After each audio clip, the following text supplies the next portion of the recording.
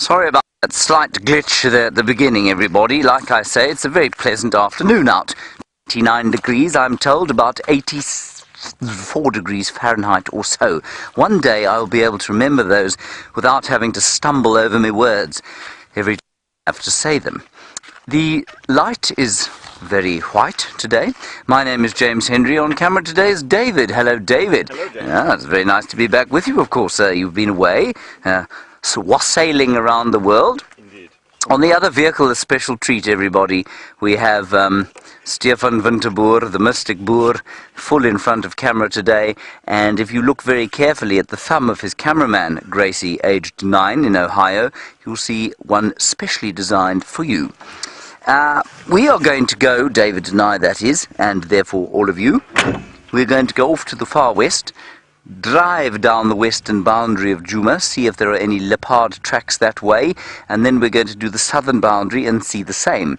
The idea, because I really want to see Karula's little babies. I haven't seen them for a very long time, so it would be good to see them again.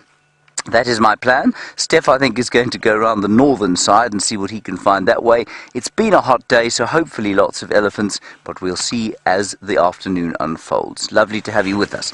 Please do talk to us. Hashtag Safari Live or questions at wildearth.tv. Anton, hello, you're a new viewer, and you say, what is this? Well, Anton, some might describe it as a circus, some might describe it as a great hodgepodge of eccentricity tossed into the middle of nowhere, but most would describe it as the world's largest safari vehicle. And basically you're on a live game drive. We're in the northeast corner of South Africa, that is the world's most beautiful country, unquestionably, and we're on the western fringes of the iconic Kruger National Park. And what we're going to be doing is driving around for the next 3 hours or so, and we do this twice a day, hoping to find the various animals that come around. We don't know what is where, because this is an enormous wildlife area of 8.5 million acres, as I said. And so, Anton, don't go anywhere, stay where you are, and hopefully we'll have some wonderful things to show you. While I go off to the west, heading off to the north and east, the great Stefan Winterboer, let's go and say hello to him. Good afternoon. And yes, I'm actually in a car. I didn't quite know what to do with this steering wheel and all these buttons and pedals when I first got into the car. And thank goodness for James for actually saying hello to you, because I think I would have crashed the car. But yes, I am on the car. We are driving. Today, Brian is on the camera. And we have a flyby.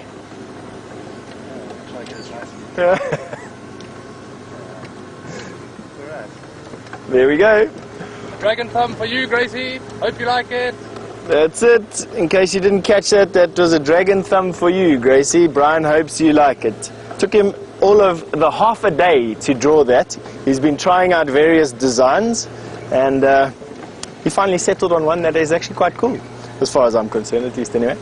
We are heading down Twin Dams, and we are going to go and look at the watering points. It's been a very, very hot day today.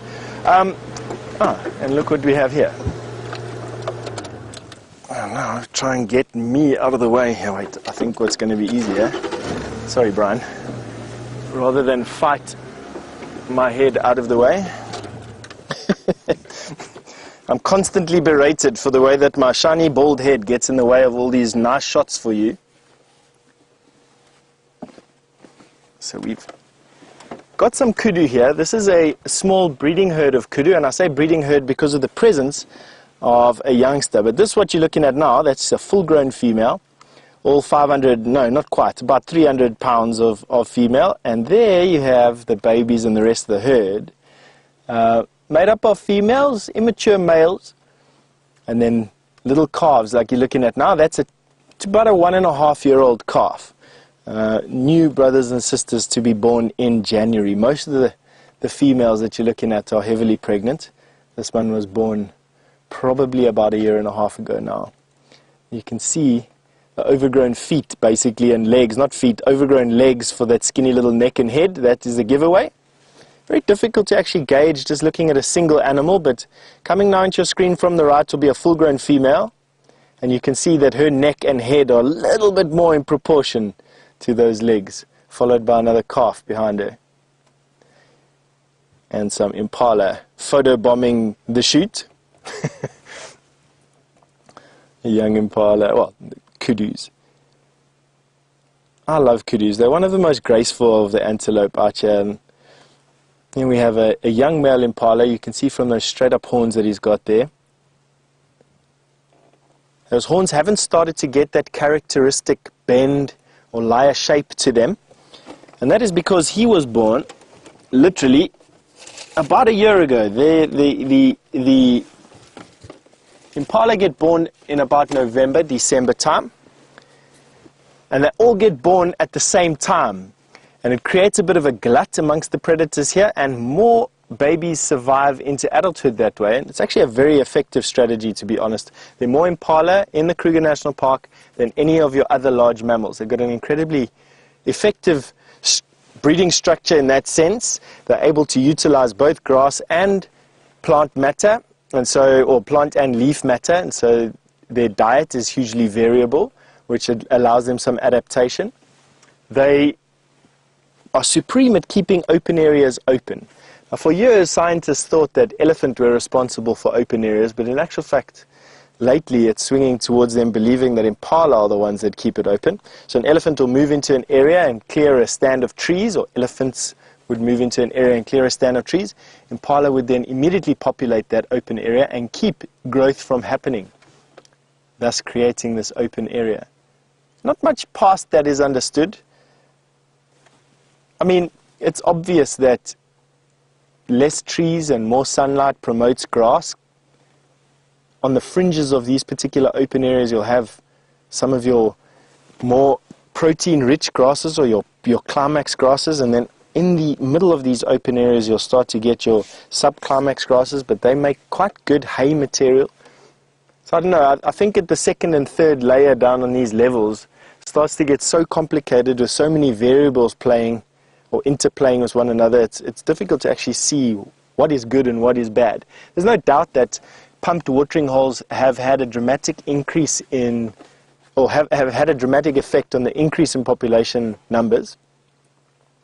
But far from having the dramatic decrease in population numbers when these dams have been closed, it seems to have done nothing to the impala numbers. They seem to be quite capable of existing without water, which adds another variable that's difficult to decide. What is actually causing these impala numbers to increase? No one really knows. That's the wonderful thing about the Kruger National Park, is that nobody knows anything really, if you take that standpoint, and constant study is needed to understand all these different levels and all these different systems that are going and playing against one another and interplaying with one another and are reliant on one another.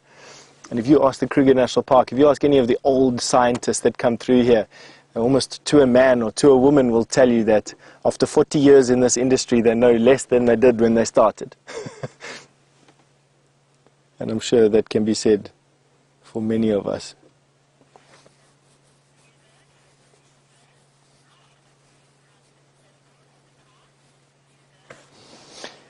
Now, I'd like to bid a warm welcome to Hugo, who's a brand new viewer to Safari Live. So welcome aboard, Hugo, and I hope to share some of the questions with you, with the rest of our audience, ongoing, so don't stop them coming.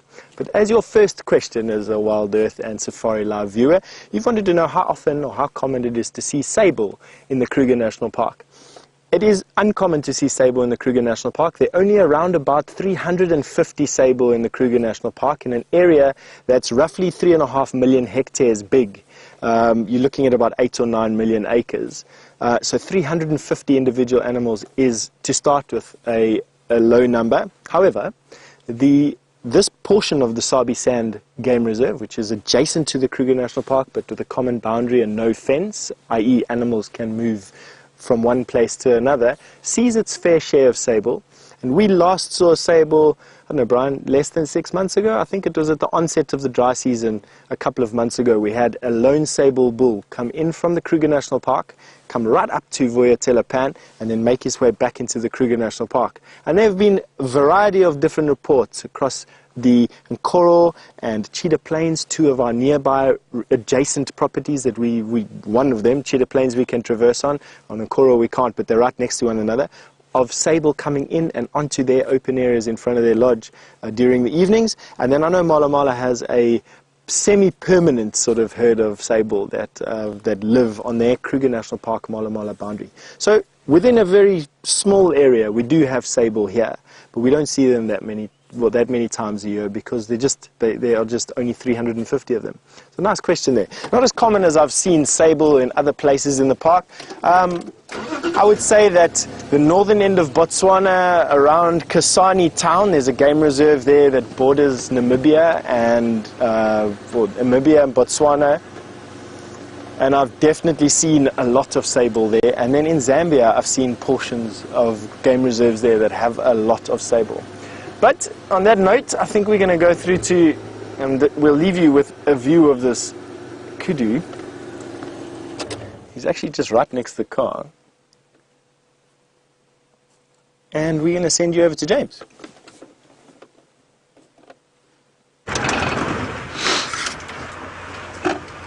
Everybody, we've turned on to Arethusa Terra Incognito to the west.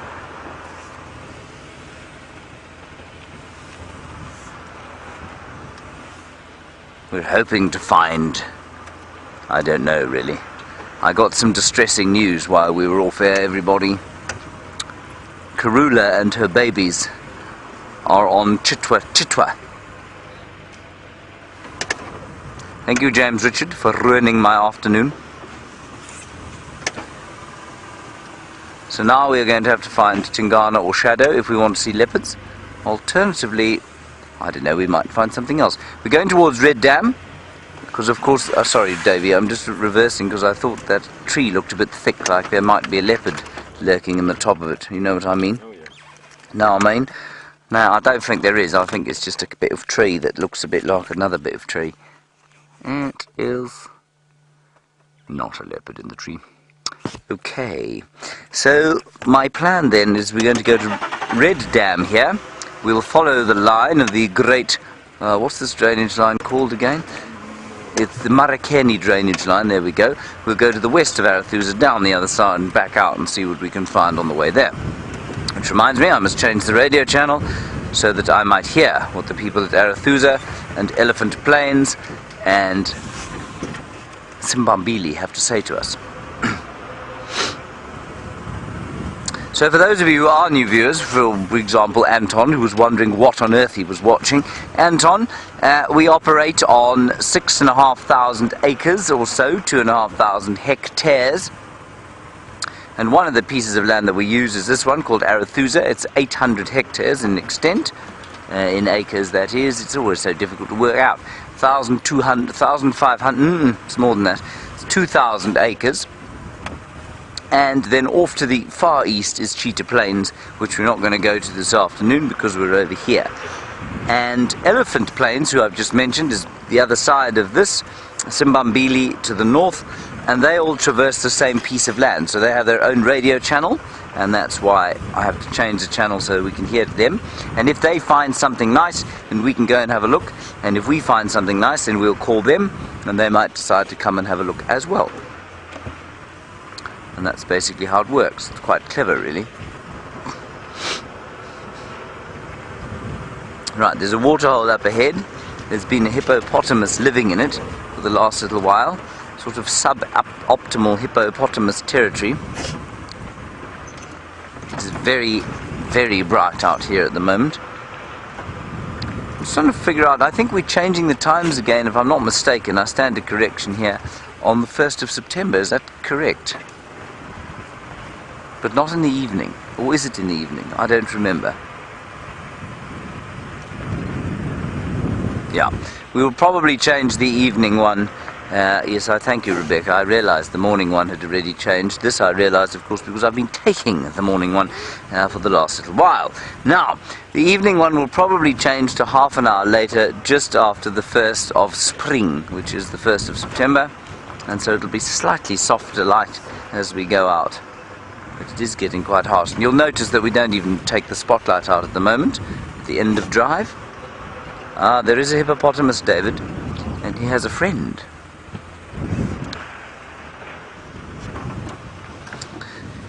He has a friend called Thomas the Terrapin. There he is. This is just a special shout out to all our new viewers to say, please do just tell us you're watching.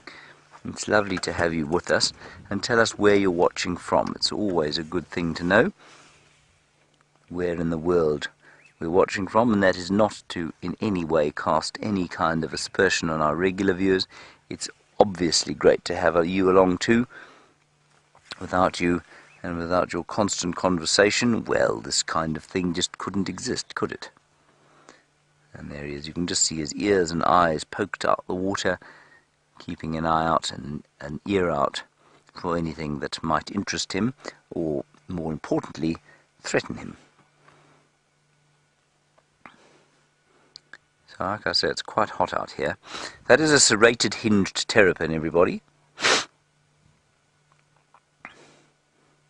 And the serrated hinged terrapin is a reptile, obviously. Perhaps not so obviously, but he is a reptile, which means that because he spends all the time in the water, especially on a winter's day like today, and it was pretty cold this morning, in fact it was pretty cold until fairly late on, because of that he has to come out into the sun to warm up, otherwise his body just simply doesn't function properly. And so he's come out onto what he probably thinks is a bit of a rock to sun himself. Something else of vital importance I wanted to tell you about that terrapin, but I've now completely forgotten what it was. Never mind. It obviously wasn't that important. Oh yes, I do remember now. Many of you would have seen the oxpeckers, and I wonder if you didn't see some oxpeckers with Stef, with the kudu and the impala he was showing you. Many of you will know that the oxpeckers eat the ticks off the land mammals, and these serrated hinged terrapins do the same kind of thing. They're sort of water-bound oxpeckers. There's an oxpecker on the top of the hippo. Look at that. 2 of them. That is very cool. And they're not actually eating any ticks off him. They've decided that they're going to have a drink of water. Isn't that cool?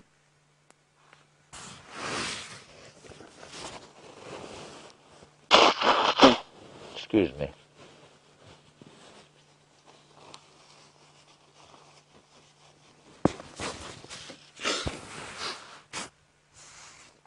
That is very cool, actually. They're not eating anything off him, they're just bathing in the water, using him as a rock in exactly the same way that the terrapin is. And now one's having a perfunctory peck or two to see if there's any blood in the offing, because that's what they're looking for. Blood. Vampirous birds.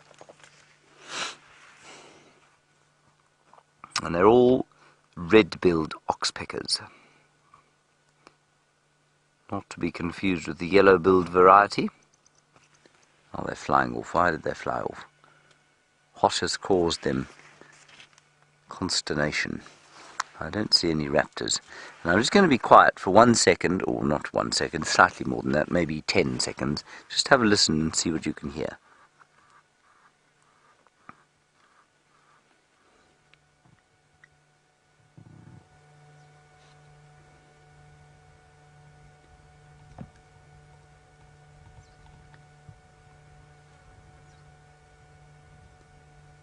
Now the reason, of course, that one can't be quiet for longer than 10 seconds in an atmosphere like this is that you would go to sleep if you were quiet for more than 10 seconds.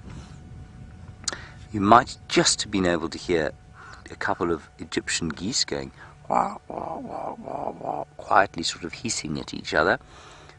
Perhaps you heard the blacksmith lapwing going tink, tink, tink, tink, as he foraged a little bit around the side of this pan, but otherwise just a very gentle northeasterly breeze.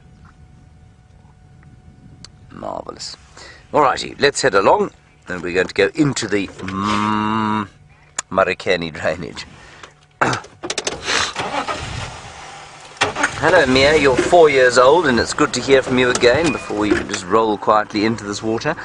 Mia, you want to know why the water is green? Mia, it's something called algae, which is a special kind of a creature, I suppose you could say. It's not quite a plant, it's not an animal either. And it likes to grow in the top of water that doesn't have any chemicals in it, and so that's why it's green. It's the same reason as your pool will go green, or a pool will go green, if you don't put any chlorine in it. And chlorine is a special stuff that keeps it clean. The hippo will get dirty, but that's fine. He's supposed to be a little bit dirty. That's how he stays cool. It's how his skin stays protected from the sun.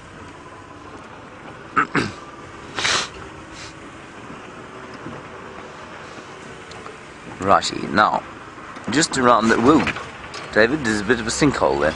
Yes. Just around the corner here, there is the great Marikani River, and we shall go into it and see what delights lie in the deep shade.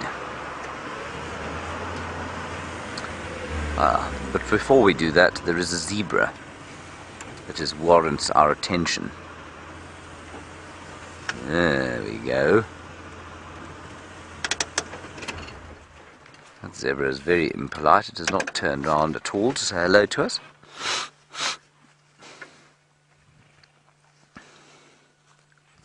And again, you can just get a sense of the silence. You might be able to hear them just clicking their feet together, snorting like horses.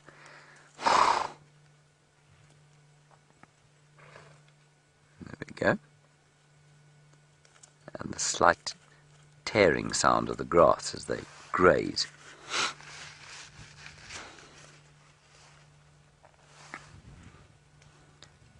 Let me sneak forward. There's some others just up ahead.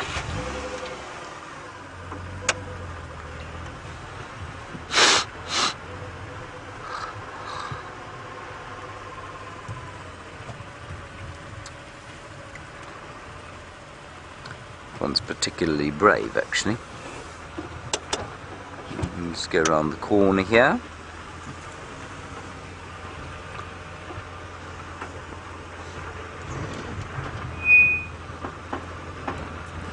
There we are. Now, I think that was the stallion that we were looking at, and I think these are his two wives, both of whom are probably pregnant.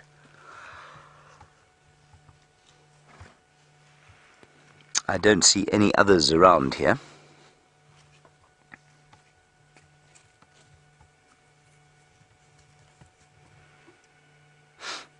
And as I was saying this morning, I don't think these things are doing too badly. I don't think the drought's affected them that horribly at all. And I think it's quite amazing. Only the elephants seem to look that sort of ropey. The rest are looking absolutely fine. Even the warthogs, which are supposed to be hit hard by these droughts, they seem to be fine too. Maybe in a month's time that will change if we haven't had rain. But I was chatting to Michael Grover, who of course does a lot of work with the communities outside, and he does a lot of work specifically with the cattle herders. And he said to me, I said they must be looking terrible, the cattle now. He said, no, not too bad. There was that little flush of rain that we had about 3 or 4 weeks ago, and apparently that did wonders for that little flush of green to come out of the grassy seedbed, and that really did help the cattle out here. And that's great, and I'm sure it had the same effect for the animals here. Righty, let us move along, David.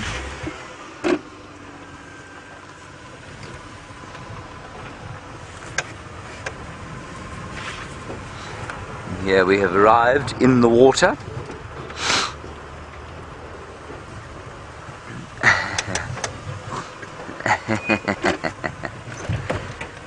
Hello Gracie, age 9, you say, am I having a cold?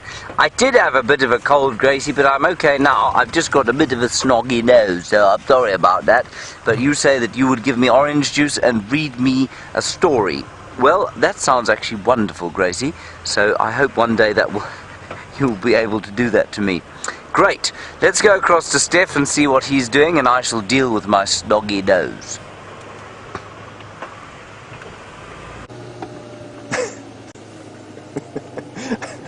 Well, I'm glad for you that you didn't have to watch James deal with his, whatever he said no's. I didn't quite get that. And what's going through my mind now, I choose not to repeat in polite company. And that's good. You've caught us sort of having done Twin Dams, got to Twin Dams, not much going on there. A lot of activity, footprint activity in terms of hippopotamus from last night. No one had driven there this morning, but also no predator tracks on the road whatsoever, barring a civet, which we saw tracks of last night. So no real activity there. And so that makes me want to come and have a look at what's happening around Treehouse Dam. Because between Vuyatela, or Djuma, Treehouse and Twin Dams, and with the wild card being Buffels Hook, there's almost always something going on. And we don't always find it. But walking around here has taught me one thing about this particular property, in that there is almost always something of note happening here all the time. And it's just a question of a bit of luck and a little bit of hard work and perseverance. And quite often we can pull something relatively interesting, at least, out of the bag. So I'm going to be circling these places. I think friend James has already gone and seen Buffels Hook for us and switched off his car and was watching those terrapins having a drink off of the back of, or near that hippopotamus, which gave him some time to listen to the bush around him. And I'm hoping that we have got some sighting of something small or interesting. That James was at Red Dam, not at Buffels Hook Dam. Okay, that leaves that whole area open for us to explore as well. Nice. Thank you very much for that, Rebecca. I think James actually did tell me, but I was only listening with half an ear as I was busy trying to prep this vehicle and understand where my feet go and what radio works what. Right.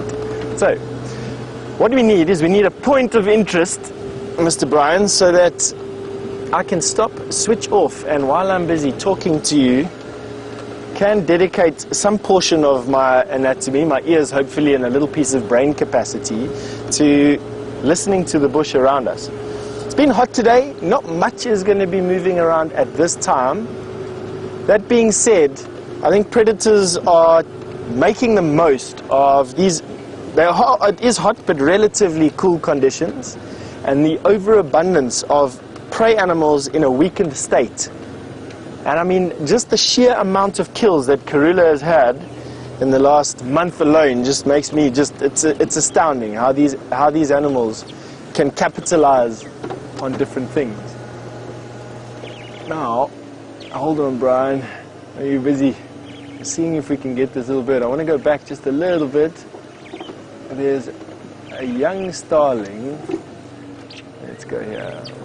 See if we can get that orange eye, which is just spectacular.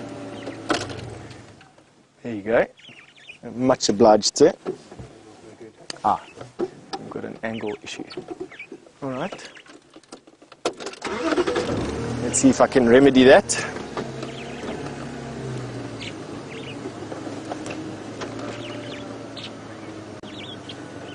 How's that, Brian? I might just get his eye over the top there. Sorry, this is just one of those things. I think I've been a little bit over-optimistic with this particular sighting. That is a blue-eared starling that you're having a look at there. Characteristic is that very orange eye in that iridescent sheen that they have on their feathers. And you can see that sheen evidence. Now, their feathers are actually completely black, completely saturated with a substance called melanin. And then unique to the starlings, I think, and potentially a few sunbirds, although these are probably some of the biggest iridescent birds that we find, where the whole bird is iridescent, not just portions of it. The bird is invested in a very thick layer of keratin. Now, keratin is similar to your hair or your fingernails, and that keratin layer completely covers the feather, very thick covering, for lack of a better description, and that diffuses the light that goes through that feather, giving you that wonderful sheen, which has now disappeared off of your screen. Not to worry, it gave us the opportunity to switch off and to listen to the bush around us. Now, this time of the day, I'm expecting to hear things like the cracking of branches from elephant feeding, potentially the lowing of a buffalo, oxpeckers, on the off chance that you've got a predator hunting at the moment, would be alarm calls of animals, alarm calls of squirrels, monkeys, impala and kudu, so on and so forth. And I do absolutely know that leopard in this particular part of the world move around absolutely through even the heat of the day.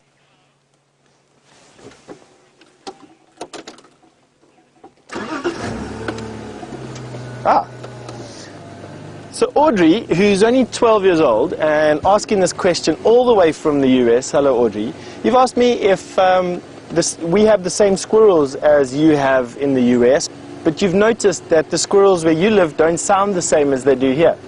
So Audrey, so the easy answer to your question is no, we don't have exactly the same squirrels, although all squirrels pretty much are related to one another. They probably have some or other type of common ancestor. So they all have that little curly tail. They are mainly daytime or diurnal animals. They all have a liking for storing food, and they're all relatively cute. Now we've got another bird here. Let's see if we can get... No? Let's see if we can go past. Now the trick with these birds is to let them believe that you haven't seen them. So obviously pointing a camera at them is going to make it a little bit more difficult, but have a look at the awesome camouflage of that bird. That is a bird called a Stefaqn, and it gets its name Stefaqn from its specific name. And why it's called a Stefaqn escapes me. I have, in all the years of watching these birds, never understood why they're called Stefaqns. But this bird is a water Stefaqn. We get two different types in this particular part of South Africa. We get the water and the spotted Stefaqn. This is the water Stefaqn, and is almost always associated to pans and to dams and to watercourses all over the place. They are nocturnal, and because they are nocturnal, they have this enormous eye. Brian, there's another one closer to us even here, underneath on the right hand side of this bush. There we go. They live in pairs, sometimes more than that, and have a look at that. That is just, take a screenshot everybody. That is about as good as what you can get a water Stefaqn. There we go, boom, nicely done. Alright, all of you that might have been a little bit slow off of the mark, absolutely share those pictures on any of our social media platforms, and you're welcome to email your photos through to questions@wildearth.tv. And I'm not sure if, never having been on Twitter, I don't really know if you can share photos on Twitter. If you can, use the hashtag #SafariLive and see what you can do. Well, there you go. So you sure can share photos on Twitter. You never say that working for such a technologically advanced company such as WildEarth Media that I wouldn't have a social media presence, but I don't. I've never been on Twitter or Instagram. I wouldn't even know what their homepage looks like. All right, so onwards with our search for something interesting. Water at this time of the year and leading into October, and in any parts of Southern Africa that you go to, water equals life. Where you find water, you find life. And even though food becomes a very, very difficult thing to find, and eventually becomes impossible to find, animals will always be more water biased than they will be food biased. And I'll explain that in a second. We've got, there we go. As usual, the grey duiker diving away into the bushes over there, one of the dwarf antelope, and they very rarely actually stop and give you the ability to even zoom in on them. Steenbok, on the other hand, will race off and then stop and give you a chance sometimes. Duiker absolutely don't. So one of the dwarf antelope that we have out here, the common or grey duiker, as you get into Central Africa, the different duiker species become, there you go, we just caught that one through the gap there. Let's see if we can get, there you go. Nice one, Brian, well done. Caught her in a little bit of a moment, and I think that's precisely why we are managing to get these shots. I have no doubt once finished, dash off. There we go. Boom, boom, boom, those jinks. All right. Alrighty, let's send you through to James. He's got a vulture for you.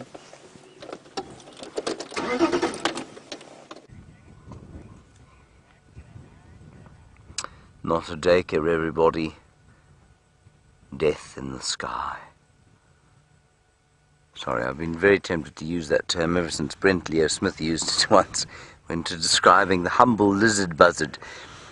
Not death in the sky. I thought there might be some kind of death on the ground underneath these chaps, but there isn't. Those are two white-backed vultures, the most common vulture species that we get here. And I'm not really sure what they're doing, really. I think they're just resting up. There's one other, not too far from here, but I think it's on a nest. And I wonder if one of these isn't an offspring and the other partner.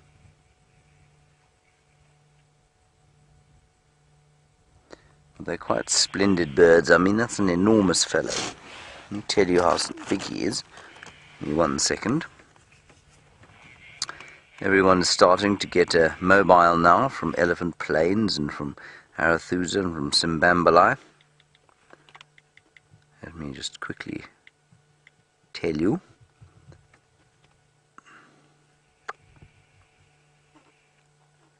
So he's three and a bit feet tall, everyone. So I mean he's almost 3'3". So that's a fairly large bird. Weighs about 11 pounds or so, 5.5 kilograms. And his wingspan, I always found the wingspan interesting, 2.2 meters. Now 2.2 meters is about 8 feet or so. Not quite, about 7.5 feet. So that is quite impressive. And it is the most common vulture by far that we get out here. And quite sweetly they are monogamous, building a very uncomfortable looking stick platform, often in the crown of a tree. But if I was a little bird and I was born to the uncomfortableness that is a vulture's nest, I feel I would be disappointed with my lot in life.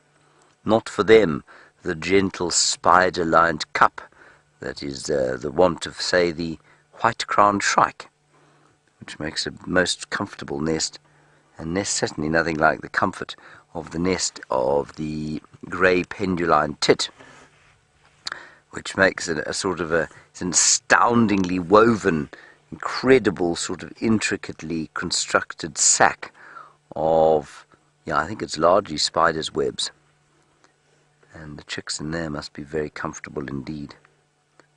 I suppose there's a certain amount of health involved in growing up in a stick nest. No, not so much lice around the place. And likewise you grow up tough, Like growing up in a bad neighborhood, David. Makes you tough. So I am so tough. Right, let's leave our white-backed vultures. We're going to do an about turn. We just came out of the drainage line to the northern side in the hopes of seeing what they were looking at. But I think they're actually just looking towards another vulture which is in a nest. So let's turn around here and we'll see what else we can see. We did find some hyena tracks, but tracking hyenas is like tracking the world's fastest marathon runner.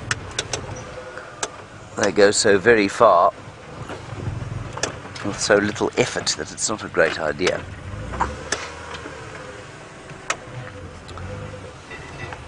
There's a big hyena den on Elephant Plains, everybody, and I wish we could go to it because I'm so missing our hyenas.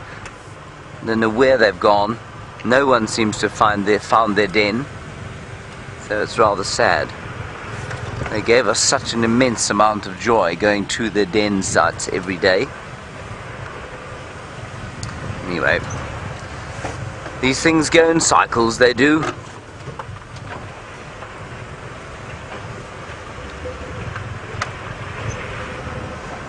Otherwise, we did also see some kudu.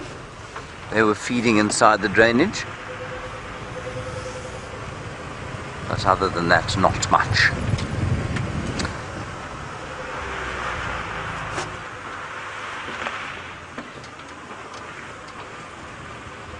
Hello, Aaron. You want to know if we get spur-winged geese here? Yes, we do get spur-winged geese, Aaron. I've seen a few here. They do need water though, so normally we'll only see them if there's good amounts of water. So absolutely, you could see them all over Djuma, all over Cheetah Plains, as and when the rains come. You'll find them at the bigger water points, definitely, Aaron, yeah. The spur-winged goose, of course, the very largest goose that is found in this area, an enormous fellow, quite greenish.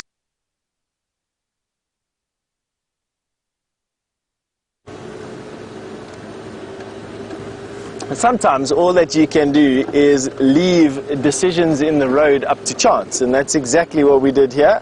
I literally left the steering wheel alone and felt which way I was compelled to go at that particular junction, and we were compelled to go left for some unbeknownst reason, and left is where we'll go.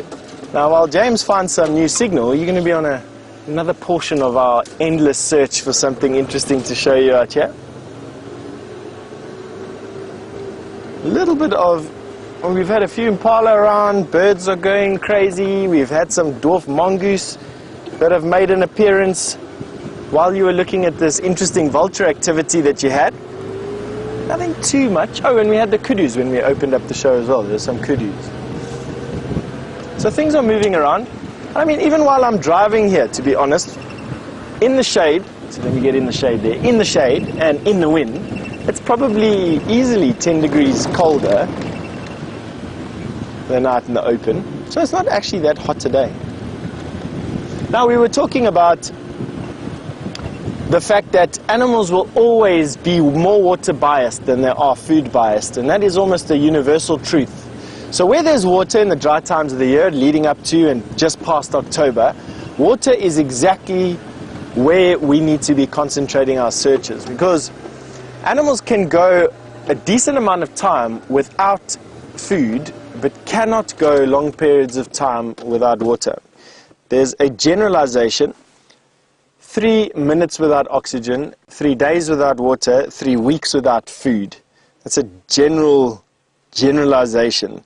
And so you can see that even though they've got a little bit of food, they can still do a long time, relatively, compared to them not being able to get access to water. And in places like the Chobe National Park, elephants literally wait for the rain on the Chobe River. So the entire month of October, the rains normally only come in the last week of October, somewhere around there.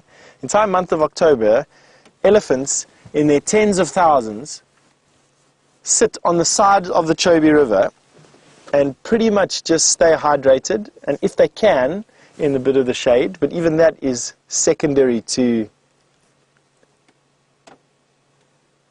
their need for water. Now, while I've been chatting, I've been doing a bad thing and not talking about what you're having a look at. And what you're having a look at here is 2 impala rams, evidenced by their horns, busy doing a bit of a dance around one another. I'm not quite sure exactly why, and it's one of the reasons why it's taken me so long to actually answer what we're looking at. When I did stop, they were twinkle-toesing around one another. Now, the larger of the 2 males seems to be walking away, and he's followed. There he goes. So now he's just turned around and he's gone again back to this male, posturing. That side-on display in front of the other male impala is a very deliberate move called posturing. And there he's posturing again, walking right up into his face, showing the other impala how long his horns are and how beautiful his body is. Other male impala can't help but to respond by turning to face the other male. There we go, the obligatory head shake.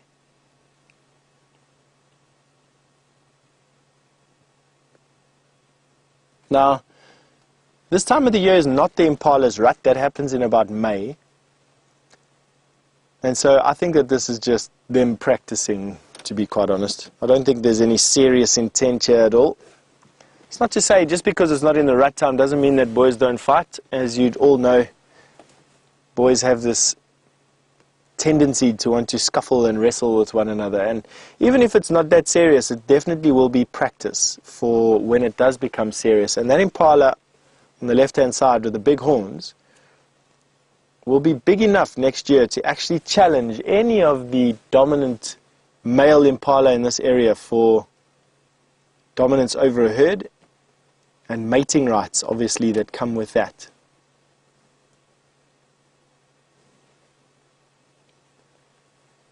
I think let's see if we can go a little bit more forward, or is this good for you, Brian? This is all good. There you go, that ritual that they're going through at the moment, facing one another, a little bit of a lip licking, that yawning, nodding, tails flicking, then all of a sudden the distracted stare out into the distance. That's all part of this whole dance that impala do with one another. One backing off, one advancing, tails wagging. I know it may seem like I'm just talking about what I'm witnessing here, but that is all actually part of this dance that they do with one another. And then one trying to walk away, and then they'll reset again. And they'll do this on and off. No animal really... Oh, there we go. Okay, so maybe it is a bit more serious. Gee whiz. Well, that is a proper fight. That's amazing. They're having a decent fight. Have a look at that. Now other males coming in from the sides, looking to add any advantage they can. Look at that. That is a deathly fight. They've got their horns locked, pushing those ridges against one another, using their powerful back legs. You can see them kicking out those back legs, trying to hold down. There you got the one trying to push the horns into the body cavity of the other one. They're now locked with one another. One will have to disengage. That'll open the neck and the chest cavity for a thrust. Those horns wickedly sharp. Have a look at the power there. This is incredible. This is probably the longest impala fight I've ever seen in my 20 years of guiding. Look at them pushing each other around. Other impala in the periphery. And there they break. They're locked again. Let's give them some space. Every nerve in my body is telling me go forward. Whoa, that was a big thrust. You saw that one impala lift right up into the air there. That is quite capable of killing that impala. So let's just look for some blood. Looks like he may just have been picked up on the horns. Look at that. See the one now, he's got the leverage advantage. Leverage advantage, which will twist the horn. There we go. I can actually see I've no blood just yet. They're just pushing against one another. There we go. And there's the winner. And there you had it. So the one that ran off in the front, he was the loser.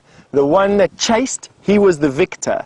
Now I would love, in the next couple of minutes, to have a look at that, to re-look at that again, and see at what point in those last couple of seconds the winner or the loser was decided there. I've got a feeling probably went back 20 or 30 seconds or so, to where you saw that other impala have the leverage and was twisting that head to the side. And what happens is, as they're busy fighting with one another, the one impala will try and twist to the side, and then that is the death strike. Right here in the side of the neck, or into the body cavity behind the armpit here. That is where impala that I've seen dead from fighting like that, that is the death strike. In the side of the neck, and the other horn usually in underneath the armpit. Wasn't that amazing to see? That was probably the best impala fight I've ever seen. I certainly see Brian's face smiling over there. Sighting of the week so far for us, absolutely. All right. So, on that note, and because I want to go and see what's happening over there, and we don't really know where those impalas are, we're going to send you over to James. We'll catch up with you a little bit down the road.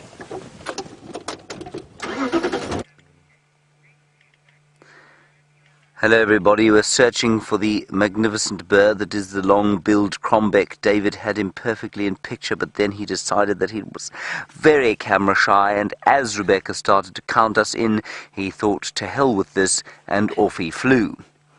Then there was also a cardinal woodpecker. I know this sounds like long, tall stories to you, but really there was a cardinal woodpecker somewhere in there. David, I'm going to make the call of the long-billed crombeck, and let us see if we can't attract him back.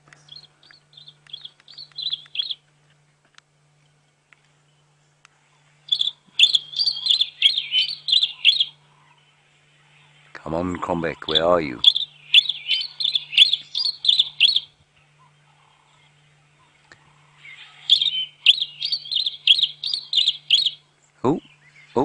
Oh, yes, there. Top of the tree there. Top of the tree. I think David may have just broken his knee, everybody. Let me go back a bit. Can you see him? He's just very, very top of the tree there. On the right-hand side, you got him. So, you see the closest bit to us? Yes. Just to the right of that, there's another little bit, and he's just in the middle there. So if you, that's him, you got him. Up, up, up. That's it, you got him. Now that's not very nice of us to do to him, everybody, but we wanted to see him, so we'll be okay. There he is, the long-billed crombec. He too is monogamous, everyone.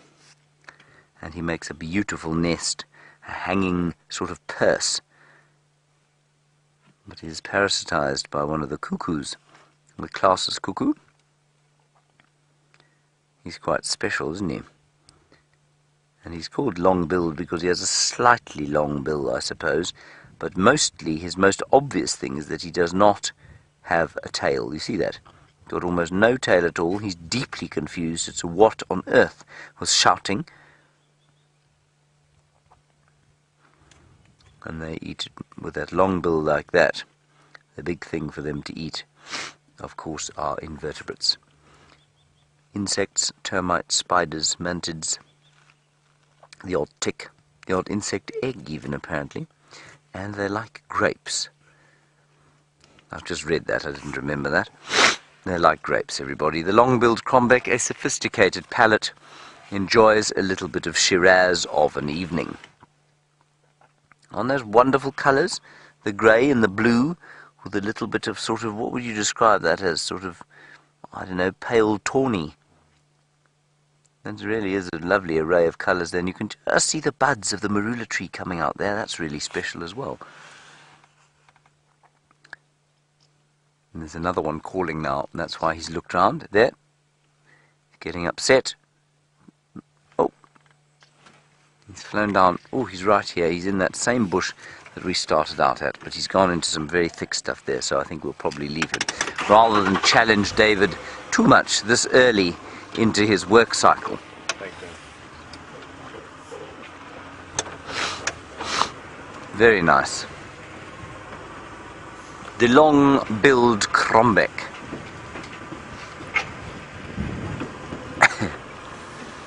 Right. We're approaching Arethusa Mud Wallow. Used to be known as Arethusa Dam. No longer. David, have you been here since you've been back from leave? Oh, you're in for a shock. There ain't no water here anymore, David. It's just a bit of mud. A couple of fish eagles.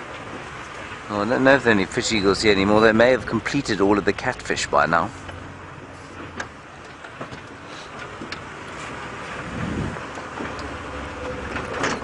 Let's have a look-see. I must say, Arethusa is very dry at the moment. They don't pump much water here, which I think is a very brave decision on their part. There is a slender mongoose, though. We're not going to get him from here, though.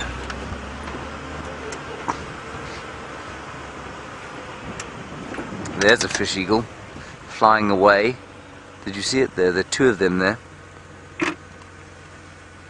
I didn't see them early enough, so they took fright. Two juvenile fish eagles. Got a lovely picture of one the other day. I haven't shown my greatest photography critic yet, that is David, my picture of the fish eagle. I shall have to show him. Oh, there they're calling. Listen. Oh, they're chasing each other. A bit of a dogfight going on here.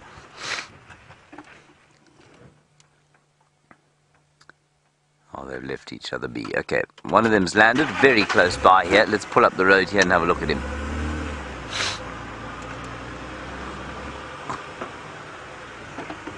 There you are, David. You see him there in the tree?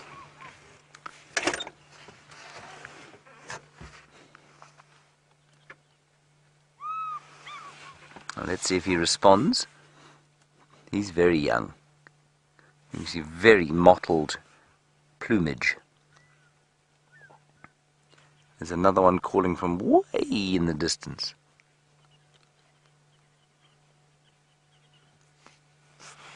That's a really delightful shot, actually, of a young fish eagle.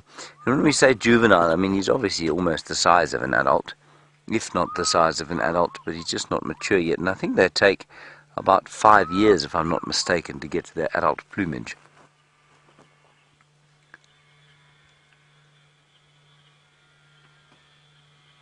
And the other one is just a little bit older than this. Ooh, elephant. There's an elephant.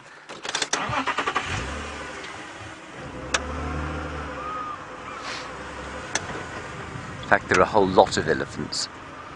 There's some across there. This looks like a young bull in front of us. And there are actually a whole lot in the drainage line over there. Let's just watch this chap here, because he's out in the open. And while we drive parallel with him, Dave, I'm just going to ask you, there's a huge fish eagle coming over the top of us here. There he is. Straight over the top of us. That's very cool. Alright, let's get in front of the... We'll get in front of the elephant so you can have a nice shot of him. I wonder if he's come along here thinking maybe there'll be something nice for me to drink, and there isn't. He's a young bull, and I think he's a little irritated as well. I'm sure he's feeling the pressure of the drought and the lack of things to eat, so he's watching us, and that's what he was shaking his head at.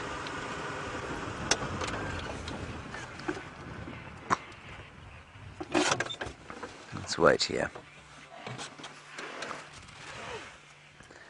Hello Debbie, you're asking me to do the impossible. You're asking me to try and predict the weather. You say, will there be any small rains before the big rains come? Debbie, it's possible. We've had one small rain already. And, you know, last year in September we had one big dumping of about 20 millimeters, and then it just stopped altogether almost. So we might be lucky. We might get a little bit in September. And that's Arathusa Lodge that you're looking at.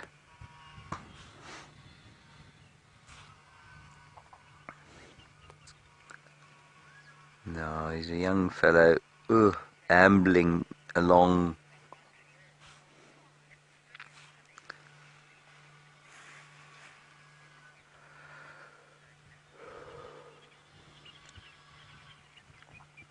Hello Marlene, you're wondering about the big rains and when we think they'll come. Well, you can wait as long as the end of November, Marlene. Could be as early as September. We've had a couple of bets on. I reckon the 10th of October is when we're going to get the first big sort of 20 millimeter storm. David, what do you think? September 18th. Right? September the 18th. That was very definite, David. Do you know some... It's your birthday. Yes, well, that's a good day. Good day then for you. The 18th of September, David is convinced the deluge will begin. Perhaps he is correct. It would be very nice to get it that early, I must say. Let's go a little bit further forward. There's another elephant coming behind us, but I'm not going to... He's quite far away still. But seems to be a herd in the trees just up ahead. Ooh, this chap is now getting a little ornery with us. He came running at us, that's no good. Very cheeky. If it was a great big 35-year-old bull, we wouldn't be saying very cheeky, we'd be driving away at great speed.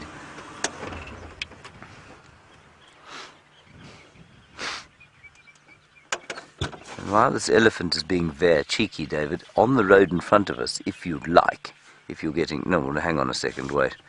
Let's just keep on him for now.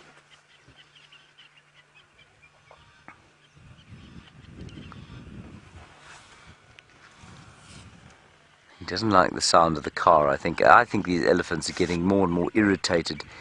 They're the further into the dry season we go.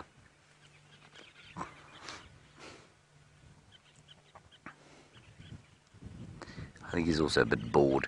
Dave, just on the front of the road there is an elephant, but there's also straight on in the front there's some tiny little yellow birds, and they're yellow-fronted canaries, and they're rather special. Can you see them? Yes. Yeah, so you do. Yellow-fronted canary, everybody. We don't often get them in such glorious detail. I just love that colour. I think it's stunning. He's found a little bit of seed bed for him to dig in. That's what he's eating. Like a little finch. And if I'm not mistaken, the only canary species that we get here. Certainly the only one I've ever seen here.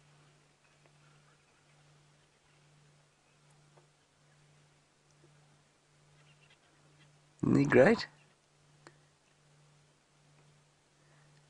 Colour yellow, I suppose, quite a common pigment in the birds. I just think it's beautiful. That's sort of a custard yellow. I think rather than yellow-fronted canary, the custard-coloured canary would be a much better name. Don't you, Dave? The custard-coloured canary. Right, let's move forward. There is a nice herd of elephants in front of us. And while we move forward, we'll just watch this fellow, see if he decides to give us another rev. No, he's decided we weren't nearly terrified of him enough, so he's going to leave us alone.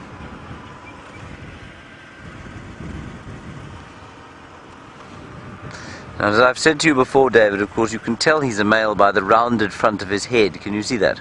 Yes. Yes.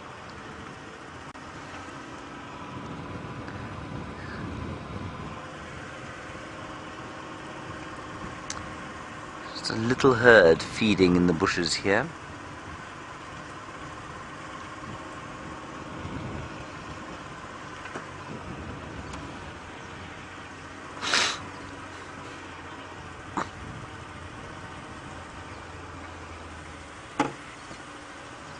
Hello, John Atmore. You ask a very good question. Just before I answer it, when you see a small breeding herd of elephants, i.e. one cow and one calf, on the left-hand side, David, the first thing you should do is? Correct. Which we've done, and assessed that there are not a whole lot of other elephants coming from the other side, so we can comfortably look at these two. John, you say, would an African elephant herd accept into the herd an Indian or Asian elephant? And the answer, John, is probably not, but I don't know for sure. They are very kind of sympathetic, if you like, animals. They don't like the distress of other animals, and I wonder if an Asian elephant, which doesn't even belong to the same genus, so they're part of the same family, but I suppose you might think of them as being as distantly related to each other as leopards are from caracal or African wildcats. So they're even further related from each other than leopards and lions are. We know they don't really speak much. But I think elephants, because of their social structure, and this has certainly been proven in other matriarchal societies, have a slightly elevated sort of, I suppose what we would term human intelligence. And so maybe they would adopt an African elephant, but a decent Indian elephant. I wonder if it hasn't happened. I don't think it's happened in the wild, but I wonder if it hasn't happened in captivity in these animal parks and that sort of thing, and I wonder if there aren't cases of African and Asian elephants living together. I'd love to know if anybody knows. Please let us know. Hashtag Safari Live, questions at wildearth.tv if you happen to be on the email. That's a young calf. I mean, obviously calling this a breeding herd is a bit of a laugh because there's one cow and one calf, but strictly speaking that's exactly what you would call it. And that calf is probably, as he has his little Dutch bath, about 4 years old, maybe? And just tossing some dust on him because I think they just like the feeling of it on their skin, you know. There might be some others further forward, you know, gone in front of them, but I'm not sure. I'm just watching behind us, just to see our bull. He's not doing anything, he's just standing exactly where we left him.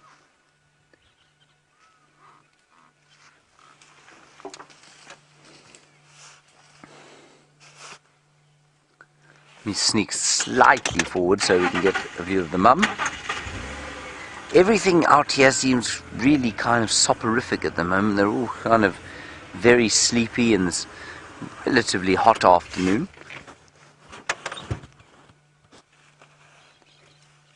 And she's just he's picking up a few leaves, possibly the odd pod that's been dropped. In fact, what are they eating, Dave?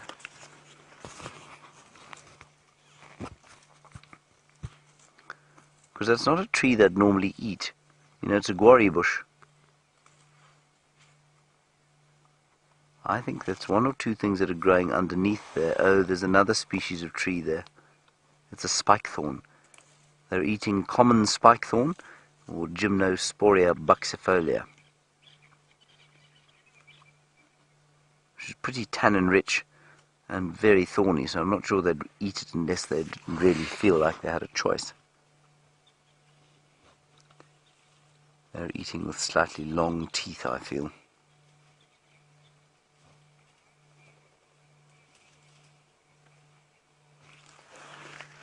Very nice. And she's thinking about having a suckle, I think, but she's probably slightly too old. Oops, I've managed to unplug myself. Sorry about that, Rebecca, if you've been trying to talk to me. I'm back in.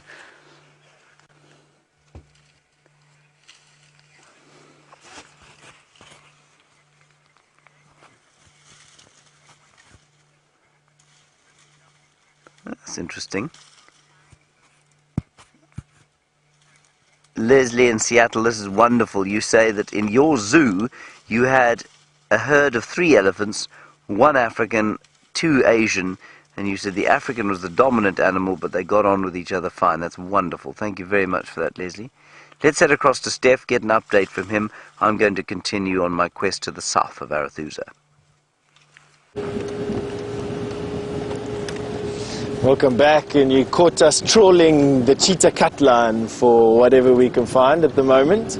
I'm hearing these sporadic updates on the radio from time to time that say that some guys are tracking some cheetah, although not in our particular traverse, very close by. And cheetah are one of those animals that will absolutely move during a hot day like this. They'll take a little bit of time off during the hottest time of the day, which here would have been around about 1 o'clock, 1, 2 o'clock. But up until that point, they'd move around here, and you know, the chance to see cheetah, they move epically. And sorry, there's just something in the road there that caught my eye, and I'll let you know what it is. You can see what it is. There we go. Now, I see about exactly the same as that. That's what my eye is looking at now. Not only on the camera, but that's what I basically see. And you can see it looks like something was in the road there. Still looks like something is in the road there, but in actual fact, with a quick check on my binos, it's just a tree that's next to the road. The road curves around it. But yeah, I just wanted to come back to that pretty awesome impala sighting that we shared a few minutes ago. For any of you out there that are, or I know you wouldn't have been guessing about this, but let me just make the statement anyway. That is how my luck works. My luck is literally getting up to a junction like we did, letting my hands go, and as we get close to the junction, feeling compelled to go in one direction or another, and then having a pretty amazing sighting from something arbitrary like that. Just these common things. That is how my luck goes. Brent, on the other hand, for those of you who don't know this, obviously has this amazing ability to dredge up incredible cat sightings from a whiff and a smoke and a hint of a track on the road. That, unfortunately, I see it's a skill that seems to have bypassed me in favor of these very weird, very special, very rare sightings like we had with that impala. And for those of you who have just been watching a Safari Live for a short space of time, feel free to ask around the chat rooms and ask how many full-blown impala fights have been seen like that over the years here. And you'll see that there'll be a handful. We see, I would say, dozens, perhaps even hundreds of cub events where you should think would be fairly rare. We see that much, much more common than we do impala fights like we've just had. Another dwarf antelope here. Since we are on the dwarf antelope, there is a female steenbok. I'm sure there's one in the open there. We've got a couple here. Just see the bum there. So that is a full-grown antelope, a female, lack of horns you can just see there. Steenbok, S-T-E-E-N-B-O-K. And they are arid area specialists. They do incredibly well in bushveld like we have here. Them and the grey duikers are probably, next to impala, the most common of the antelope that we see, and usually running off at top speed. This one has found something of interest in the bushes there. They are browsers. They eat leaves. They don't eat grass. Something there has caught this little steenbok's attention. There you go. Full grown and in quite good condition, I must be honest with you. This particular antelope doesn't have to drink water at all. It gets enough water from the vegetation that it eats. Can you believe, with all this virtual sand that we have here, it finds enough water not to have to drink. You find them in pairs. It's called a monogamous pair. However, the two of them are very rarely together in their tiny little territories. The males are almost always apart from the females. And I don't really know why. I haven't really read anything that says why, but it's probably to avoid detection. Being as small as what you are, or as what this particular antelope is, living in a bound territory doesn't give you many options when the lions come a-visiting, and I think the fact that the two of them are separated most of the time means that there's less chance for both of them being caught by a pride of lion or by a hunting pack of dogs or whatever it is that come through here. So for me, it's just a survival strategy. I don't think it's because they dislike one another until they have to mate and have a baby. But quite unique in terms of what they do, their specialization. They bury their dung, very similar to how a house cat does in a litter box. They will scrape with their hoof, move over the scrape, defecate into the depression, and then they will turn around and scrape the sand over their feces again in an effort to mask the smell and therefore their presence in an area. In areas with lots of ant bear holes, they've also been known to have their babies underground and bury the I suppose the leftovers. They eat the placenta. Most animals do, and then they bury the fluid, or the birthing fluid. They bury with scraping their hooves over it. Once again, just to mask the scent of their presence in any particular area. So I feel quite justified in saying that the couple don't hate one another. They probably speak to one another or have some form of communication that doesn't require tangible reassurance thereof. They don't need to touch one another like hippos do, or warthog for that matter of fact, or any of the mongoose or any of the monkeys out here. Oh, it's such a beautiful afternoon, actually. Coming back to this October discussion that I've had on and off now for the last 20 or 30 minutes or so. So animals will almost always be biased towards water. And as the distance between water or a water source and food becomes past the horizon that they can get to before they will dehydrate, animals stop feeding, or they reduce the amount of feeding that they do in any case to a point where it becomes almost negligible. They will be around water points, moving a little bit further away from the water, a couple of 100 yards, and that's because at that particular point in time, lions almost inevitably camp out just near the water points and pick off those individuals too weak to run away. And they will literally conserve energy lying up in clumps around these watering points, just waiting for the rain to come. And by that point, it's usually around about October, the middle of October. Here, rain usually falls anywhere around about the 10th of October is when we'll have the first rains, but the first real serious rains will only sort of come at the end of October into November, where we'll see a flush of the grass and of all the leaves that keep these animals sustained, and then it almost becomes a frenzy. From mid-November all the way through until the end of March, middle of April, it's just an absolute frenzy of activity. So, let's take a wager on the official date that rain is going to happen here. all things considered, and you've been privy to a bunch of discussions amongst myself, James, and Brent, and Jamie about what effect El Nino will have and what effect La Nina has, and are we moving from El Nino into La Nina? Some people have said that the last 30 years or so have been marked by flooding around every 10th year or so, around the end of every decade. Whereas the absolute driest times of the year have been marked by the middle of the decade. We're in 2016 now, so on the cusp of one of these dry, wet scenarios. I don't know, let's make a prediction here. I'm going to go with the 10th of October. Let's just hit the nail square on the middle of the head there. I'm going to say 10th of October we're going to have our first significant rain, and I'm going to set range to that, the 20 mil range. So significant rain here is anything more than 20 millimeters of rain that falls within a 24-hour period. And Brian's on 20th of September and James also October.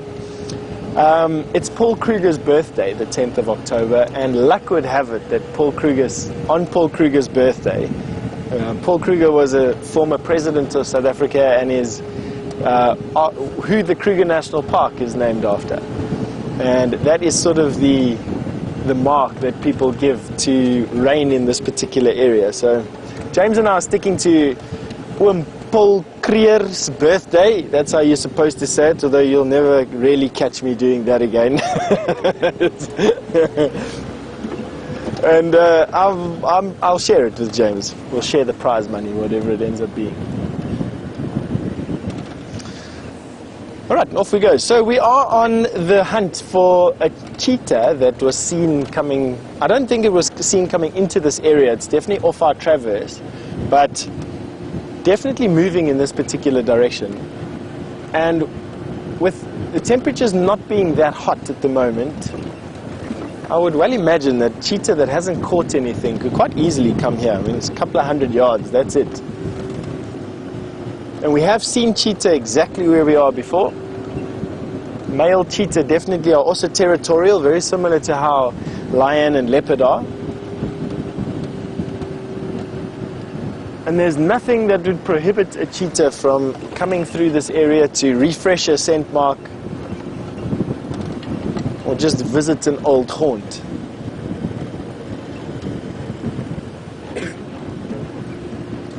Bless you. Brian having a sneeze with the dust kicked up by the wheels.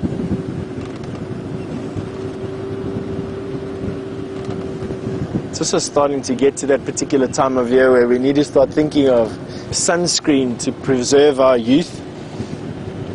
And definitely I go through more sunscreen than what I do shampoo in any given period of time.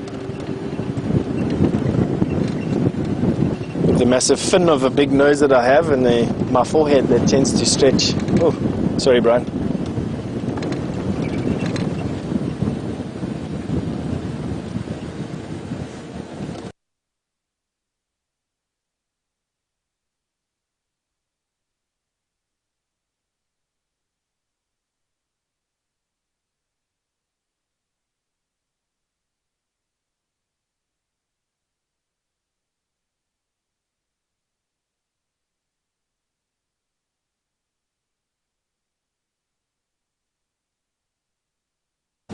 Has this particular white heat or white hot.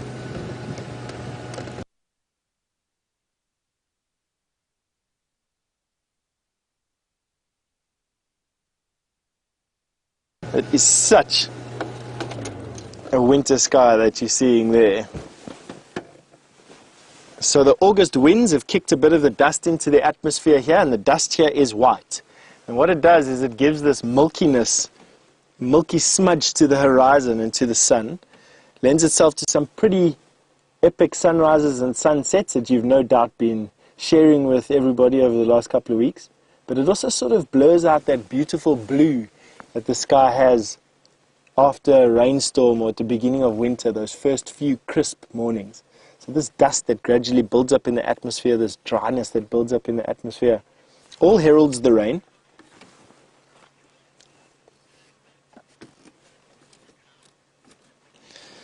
So Thomas, you've just asked me, or us at least anyway, you've just asked us how much rain we need to stave off the drought in any given summer or winter. We have a summer rainfall here. Summer for us is anywhere from about the 1st of November until the 31st of March, as per my definition of summer here.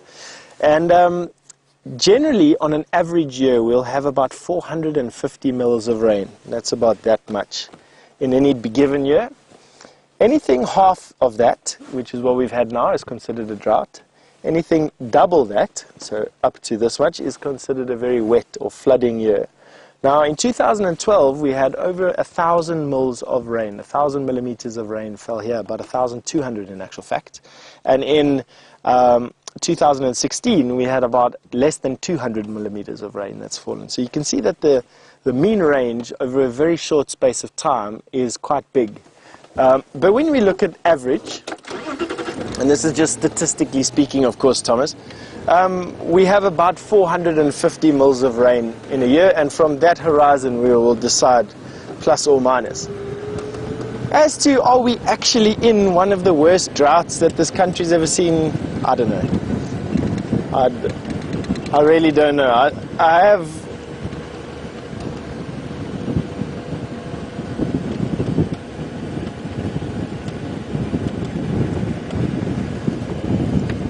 Oh, so excuse me with just breaking off my conversation there, but Erica, all the way from Latvia. Hello Erica, you've just asked me a very interesting question and I really needed to hear all the details over there. You wanted to know, do we have extremes in weather here and things like wind and heat, I suppose, in terms of heat waves and snow and ice and tornadoes and hurricanes? And have I experienced any of those? And what is the worst weather that I've experienced here and what was it? So let's just start right at the beginning, Erica. We don't have any extreme weather conditions over here. South Africa is actually one of these pretty epic places that have very little geologically going on, so no volcanoes and earthquakes and mudslides, etc.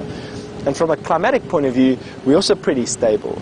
So we don't get things, of course there are anomalies and we do find tornadoes from time to time, and in very wet years, tail ends of hurricanes do give us an above average rainfall, but we don't have that sort of thing here as commonplace. We don't get very hot temperatures. I mean, although it peaks at about 50 degrees centigrade here in summertime, it's really just very localized to here. And it doesn't get very cold either. I think the coldest recorded temperature in South Africa is probably about it'll be in the teens in degrees centigrade. What it actually is, I'm not too sure. So we don't have those extremes. I must say probably the worst weather that I experience here would be lightning. This area has some spectacular lightning storms and wind associated with those lightning storms. Nothing on a tornado or hurricane basis, but definitely lightning. And I've done game drives in the lightning, in the rain, trying to get home to base, of course, but sometimes you just get caught out there and you just have to weather the storm. And that's probably about the most extreme, the most violent, these huge crashes of lightning and thunder, literally over your head, striking trees close to where you are. You could smell the burning in the atmosphere. You can feel the electricity in the air. Of course, those massive crashes of sound associated with big lightning storms are always just impressive to hear. So that's probably about it. And I hope that answered your question. What type of weather do you get in Latvia? I suppose is an equally interesting question. It's one of these countries that you hear much about, but so very rarely see anything here in South Africa. We don't see sports teams coming from Latvia here. And we definitely have very, very few visitors here. That being said, I did once drive around a lady president, not a female, excuse me, a lady president, Madame President from Latvia, probably about 10 or 15 years ago as a guest of mine. A very interesting experience, needless to say. Alright, so now we're on one of these roads that are on the eastern side of Buffelshoek Dam, and I'm hopefully going to be approaching the dam from the eastern side, so from the Torchwood side. Let's see what is there. I would only imagine it's a little bit of green pond scum at the moment, made up of much algae and not much else. Here we've got a... What do you think has done this? Oh, obviously an elephant has pulled this tree out, it's rubbing on it more than likely, and you can see that there's the root being pulled out. The tree itself now is bowed over the road and will present a significant obstacle for our aerial to go under. Luckily our aerials are all attached with bungee cords, and I'm hoping with just a little bit of coaxing we could probably go underneath the highest point. There we go. No harm done. Snap back up into place without so much as losing you for a split second. Now very close to where we are now is where the one lioness of the Nkahuma pride had her cubs for a while. She had her den literally just in front of us in the termite mound. And it afforded us a couple of weeks, I don't think it was as much as 3 weeks, but definitely 2 weeks worth of viewing her from almost on top down onto this drainage line where she would lie and suckle her cubs. And they were still tiny when we saw them. They were just these little balls of fluff with their milky white eyes, making their little mewling calls. Something so special to share, especially when you got access to it, you know. Alright, we are around about a minute or two from the watering hole. I don't quite know what to expect there. I'd hoped to see that there was some elephant there, but we've seen so little sign of elephant at the moment. I'm almost convinced that elephant move around in these sort of loosely associated herds with one another. 6 to 8 elephants, sometimes as many as 12 elephant on their own, and always in touch with other elephants. We get these 2 or 3 families that will come through here at any given time, different families at different times. And I don't think that there is an elephant herd on Djuma at the moment. So Brian, you haven't seen elephants on Djuma for a day or two, eh? Yeah, a couple of days. Couple of days. So they've moved off and gone to feed somewhere else. That being said, there are elephant tracks all over the road here, unfortunately going away from the dam. Let me just keep my eyes open here.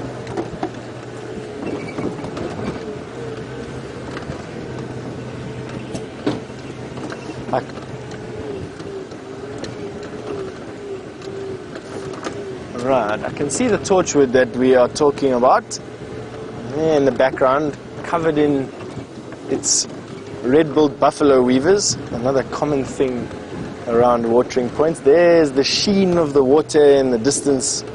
You'll see it coming into frame over my shoulders. And we have some buffaloes, all that I can see for now, but let's get a little bit closer so that we can see anything else there. Shame these buffalo are starting to look so skinny.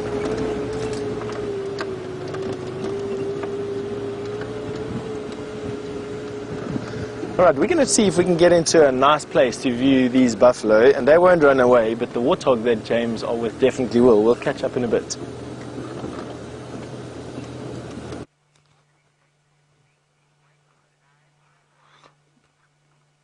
Pigs.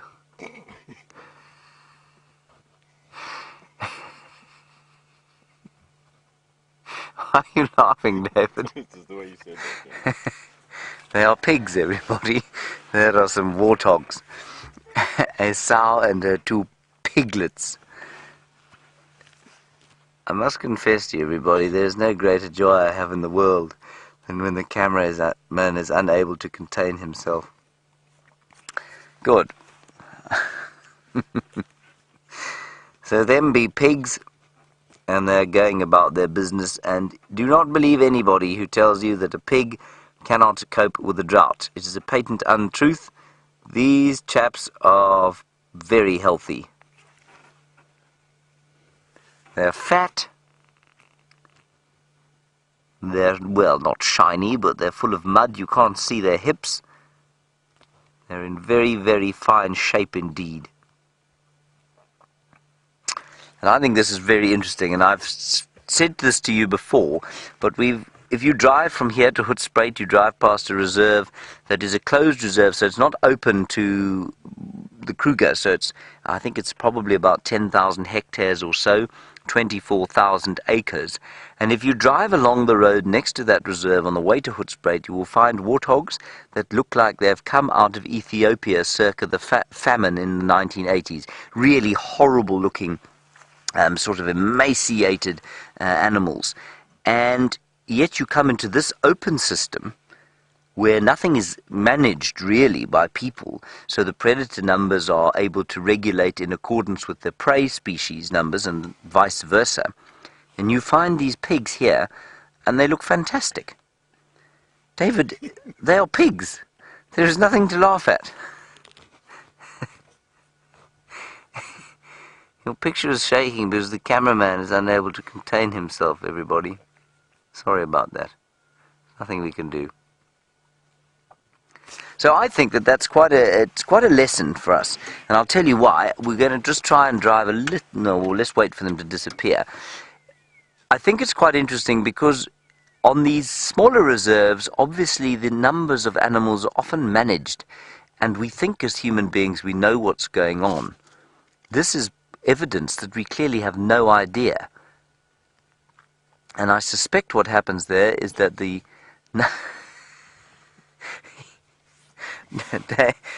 David has got the giggles.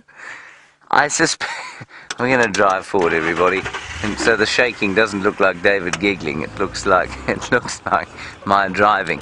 But we think that we know what we're doing, and I suspect in these reserves what happens is that they manage the numbers of lions, for example, and they manage the number of cheetah and numbers of hyenas. Leopards they don't really, because they don't really know how many leopards there are or where they are. But those three other major predators they manage very carefully, and I think you find that they probably overmanage them, and that's why the warthogs have such a tough time. It's really been such an eye-opener to me this season. Now it's round about here that Shadow was seen this morning, and I wondered if she wouldn't like some pig for her lunch. But she hasn't had any pig for lunch, as far as I can see. Tingana, of course, not too far from here yesterday, and he loves a good pig for lunch, David.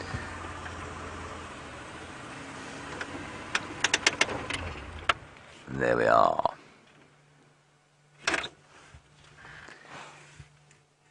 She doesn't think it's very funny that I called her a pig at all.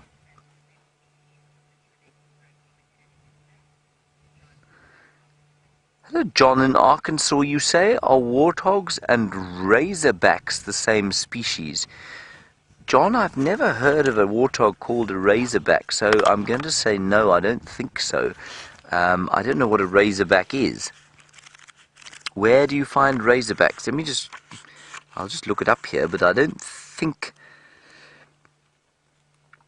that they're related at all. I mean, I don't know what a razorback is. I'm assuming it's some kind of wild pig, so I'm going to say to you that I don't think that it's definitely not the same species, but I don't think it would be the same genus either, possibly the same family. All the pigs belong to the same family, and therefore, as you've suggested, they will have a common ancestor of some sort.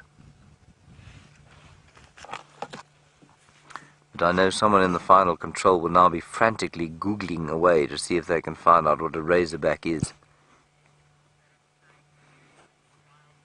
An American wild boar. Now, I don't know if an American wild boar is an introduced species or if it is an indigenous American species.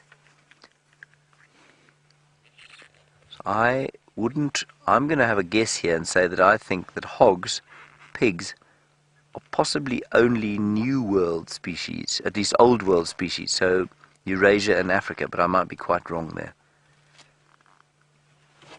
Anyway, if there is the American wild boar, be it originated in the Old World or the New, yes, it will be a part of the same family, the Suidae.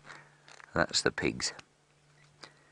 The pigs which David finds so deeply amusing. As I've said to many of you before, the thing that makes me laugh more than anything else in the world is when somebody on live television or radio gets the giggles and they're unable to stop. And there's nothing they can do, can't cut away from them, and I find it profoundly amusing. It's happened to me once here, with David actually. Remember the infamous incident of the hippo drawing, David? Oh yes, that was Jean-Andre. Was that with Jean-Andre? Oh.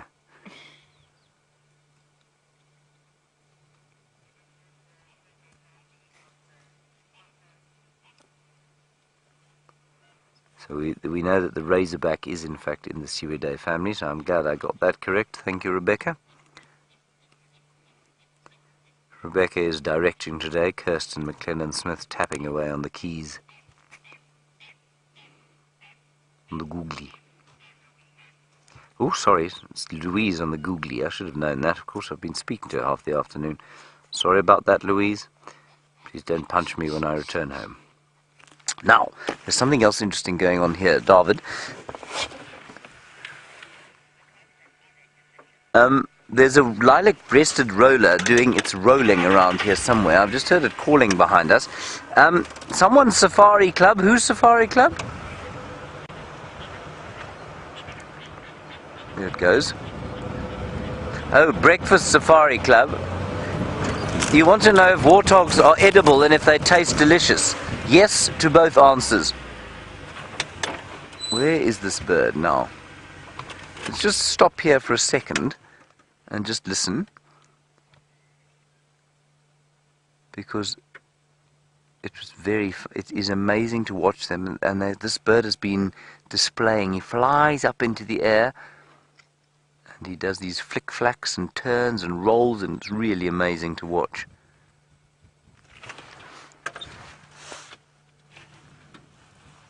Anyway, he seems to have stopped now. He's camera shy, a little bit like that crombeck that we saw earlier. Right, Breakfast Safari Club. You want to know if warthogs are edible and if they taste delicious. As I said, yes, they are very edible, and they are, I think, the best meat you can eat.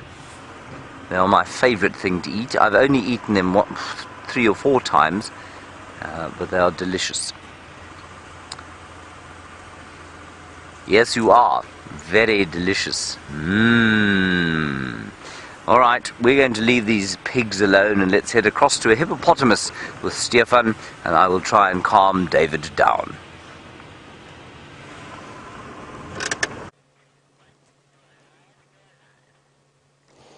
And there you have the path that the hippo took most recently through the mud here at Buffelshoek Dam.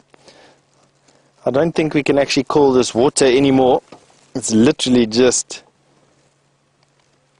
algae and I don't know what else.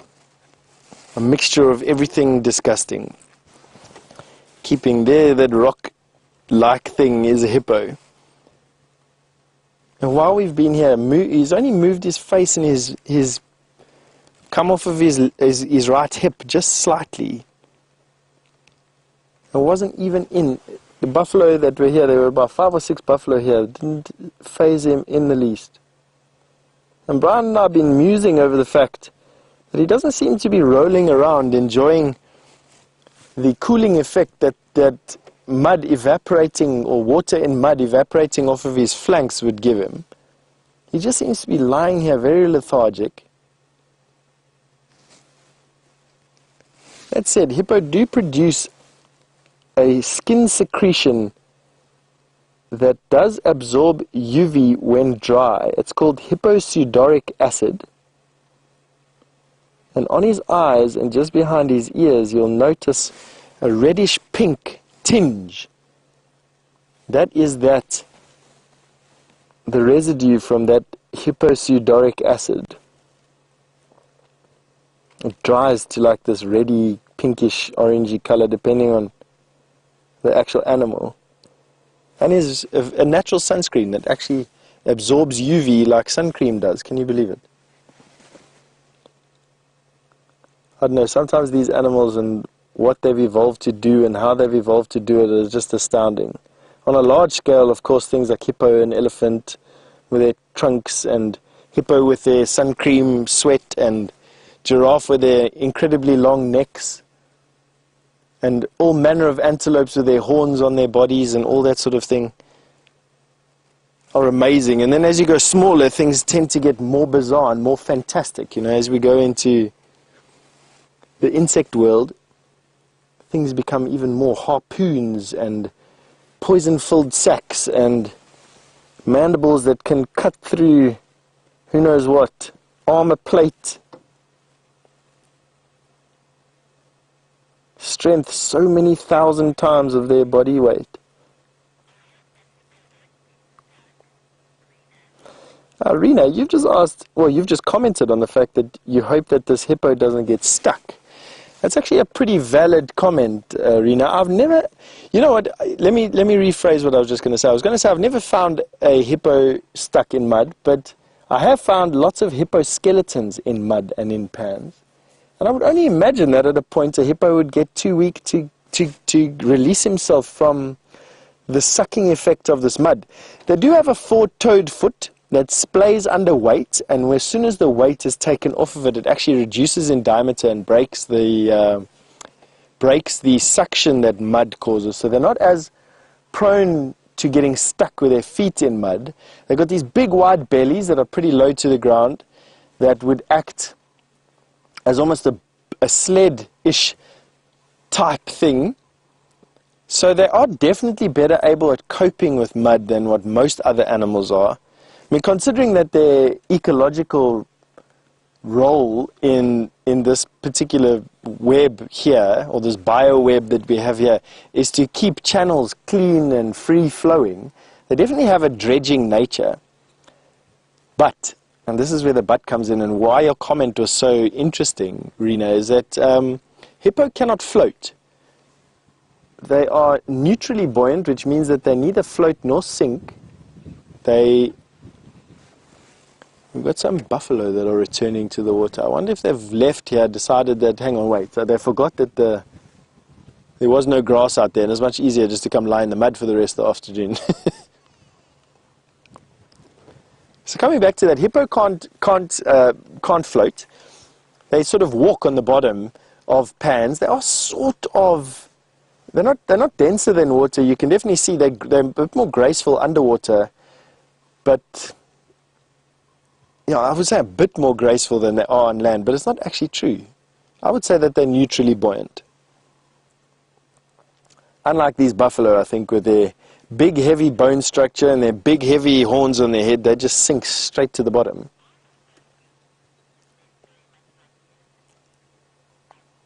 So Eileen, on our comment about hippo feet, has asked, are hippo feet similar to elephant feet?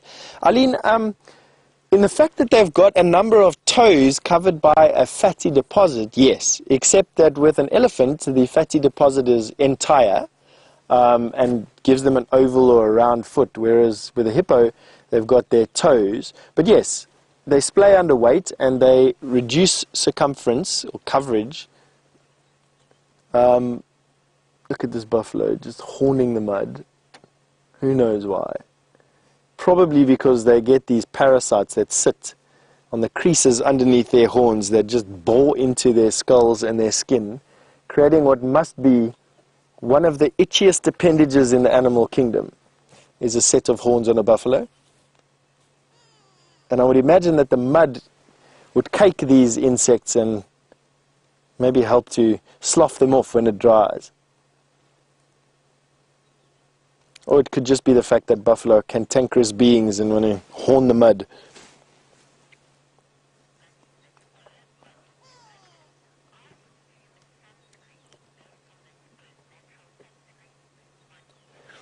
Ah, Monique, all the way from London. Good afternoon, Monique. You've asked me, is the hippo sunscreen similar to our human sunscreen, and could it be possible that we've modeled some of it on the hippo sunscreen? Monique, I had a very interesting conversation with a chemist, not the retail store type, a chemist, a real chemist, who told me that sunscreen there's a compound in sunscreen that's flat in nature or structure, and it absorbs UV. So UV light striking it gets absorbed, and then this particular molecule splits into two different molecules. So that's why sunscreen loses its effect after a while, is that all these sun or UV capturing molecules are split into another molecule, I suppose. I don't know enough about chemistry. James would be far better to explain this than I. But I would imagine that it is very similar to hippos. Hippos would probably have a molecule that absorbs UV and in some way destroys itself. Otherwise, they wouldn't have a need to replace it with their sweat. So they've got a never-ending supply of this UV compound. And I have no doubt that in some chemical way they are probably similar to our sunscreen UVs or UV capturers.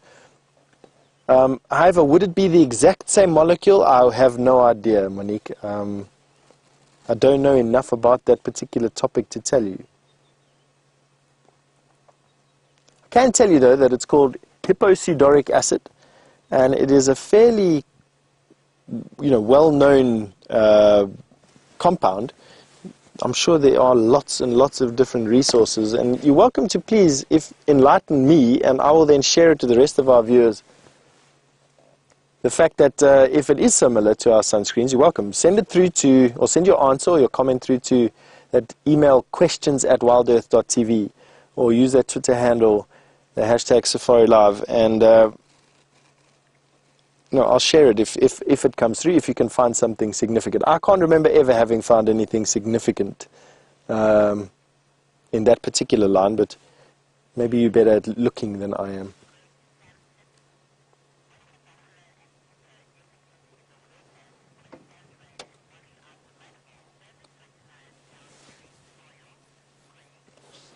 Greg, you've made an interesting observation, obviously not now, but over the last couple of weeks. You've noticed that hippo and buffalo will defecate and urinate into this water, increasing the uric acid load of this water, making it in concentrated forms almost absolutely impossible for life to actually live in it.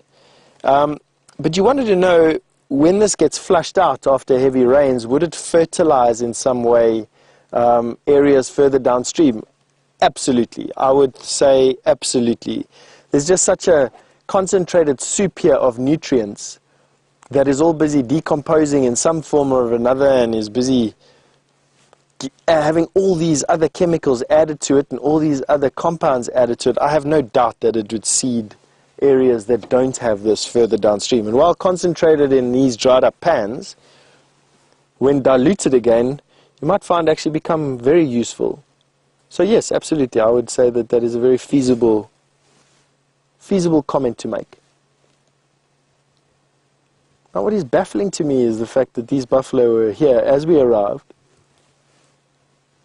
got up and left. Didn't look like they got up and left because of us. They were following another buffalo. Have now come back. One buffalo has literally just stuck his forehead into the mud, the one on the left-hand side, and his friend, after watching him stick his forehead into the mud, nothing more than that, then plopped himself down into the mud, not really in any decent mud wallow, literally just covering his belly. And here goes his friend. Let's see if he lies down. This.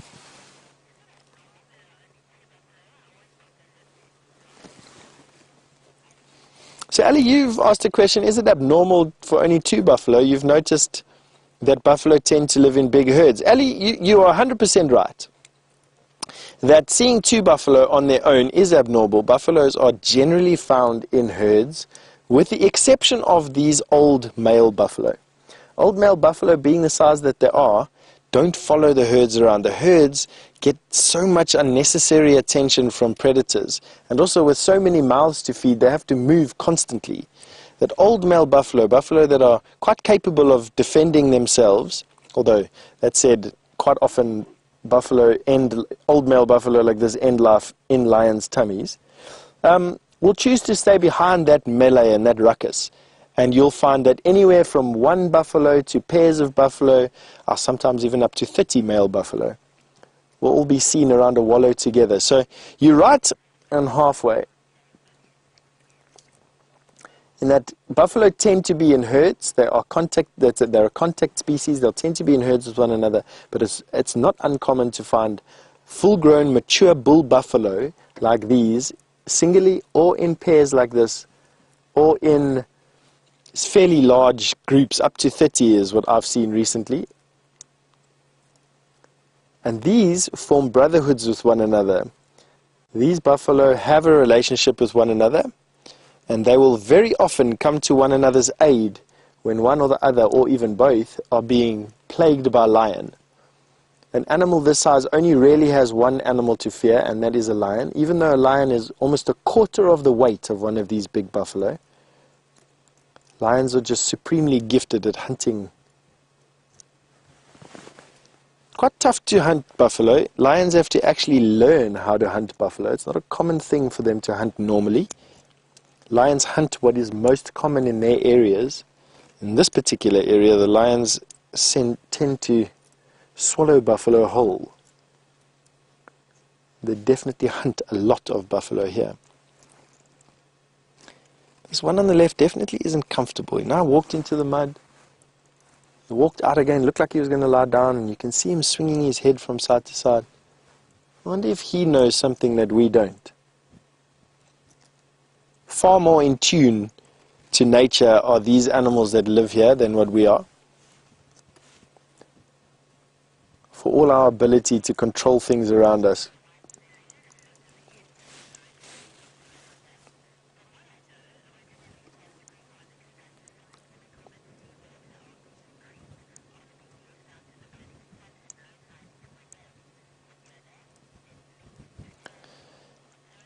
So in response to our questions about sunscreen, Fiona, the white Zulu who lives in the UK, hello Fiona, but is originally from South Africa, has forwarded some information to us, and I just have to say thank you for this, Fiona, right off the cuff.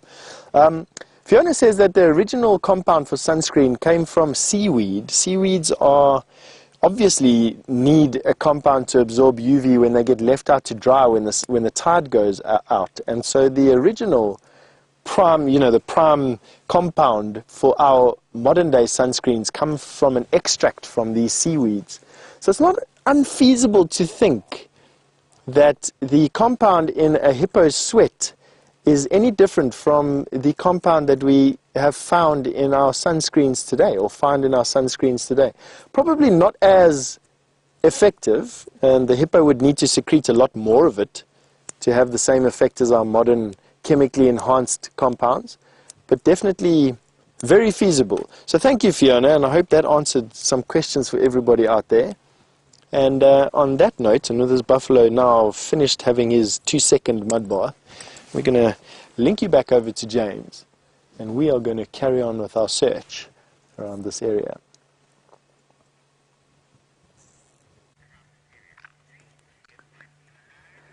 Well, we've taken to some blurry safaris now of... Oh, what's that, David?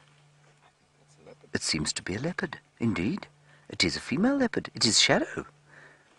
Hello, everybody. There's Shadow. She was found not far from where we saw those pigs a little earlier.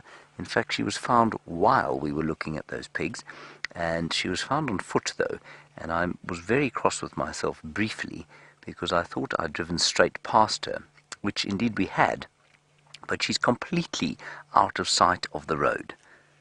And then Ryan's tracker found her, I think, on foot, and now we have this magnificent view of Shadow. She doesn't seem to be, well, particularly active at the moment, but you can see her breathing, which is obviously a good sign. I'm going to sneak very slightly forward, because we might get a view of her face, but I think it's going to be a little difficult. Ah, there we go. If we...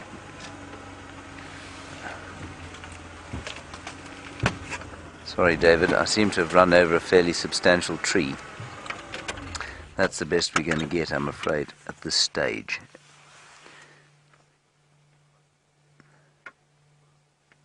There we are. So you can see she's in a perfect little nook, a little saddle over the top of the mound there. I haven't seen her now for, gosh, I think about 6 weeks, 6 to 8 weeks. Viam and I last saw her, yes, at least 8 weeks actually. Viam and I last saw her coming out of Treehouse Dam early one morning. And then she disappeared into the block on Juma between Zoe's Road and Rebecca's, while Lex and I were following her, and she just disappeared. So, a very interesting story behind her. Now, Dorf, you say you've been watching since sunrise, and you say you found a leopard this morning, and is it the same one? This is the same leopard, indeed. Dorf, this is Shadow, and she is the one with the injury on her leg. I haven't seen the injury. I don't know where it is yet. I mean, I'm not sure if she's going to move anytime soon. She looks like she's very restful here. And apparently it's on the back right leg, so the leg that is opposite, so the one she's lying on right now. Now, I know that there are a few of you who are new viewers today, so I'll just give you a quick sort of snapshot of history. This leopard is now almost 10 years old. Her mother, Karula, is 12 and a bit, and she's the queen of Juma. She provides the bulk of our leopard viewing, and we just have had the most wonderful time with her, and many of our long-time viewers have been watching for probably almost 9 years, have watched Karula's life, and Shadow's, just as well. But quite in juxtaposition to her mother, Shadow's life has had an element of tragedy to it. Her mother has raised any number of successful cubs. I think it's 8 in all now with the current bunch. She's lost a few, but that's completely normal. Shadow has yet to raise a cub to independence. And the last 2 cubs she's had, very interestingly, before they've gone independent, before they've been anywhere close to independence age, she seems to have come into estrus again. And what that means is that she starts to totally ignore, basically, her current cub before it's able to look after itself.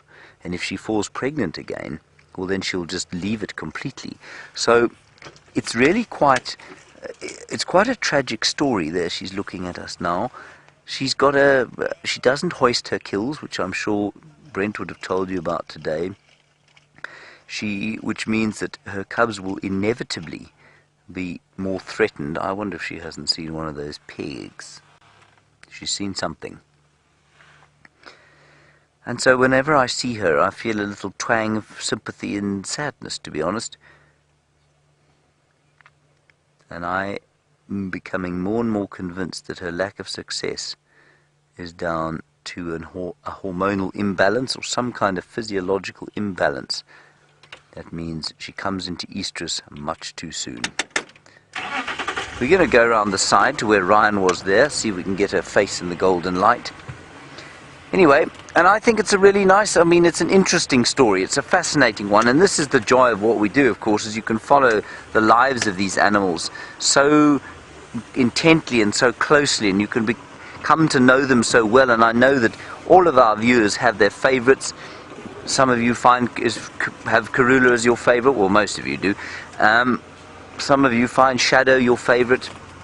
You've got your favorite lions and your favorite elephants and all that sort of thing. And while Karula's is a story of triumph and heroism, Shadow's is one of much more tragedy.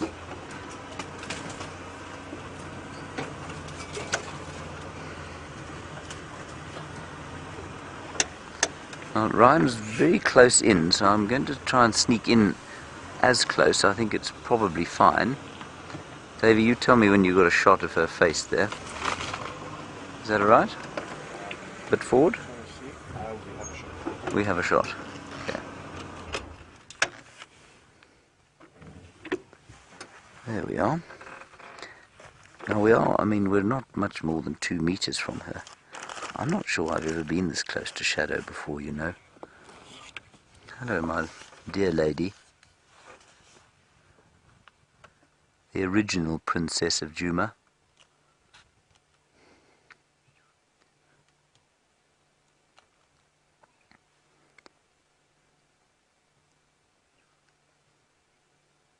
She might get up and move now. Leopards do move quite a lot during the day, you know. She had a bit of a meal, but Brent said that it had been stolen by hyenas. So maybe she's still hungry. Now let's see if we can see that. She's sneezing. I'm just going to sneak forward. We might get a slightly better shot of that. Goodness sakes, I've hit the biggest tree in the world. There we go.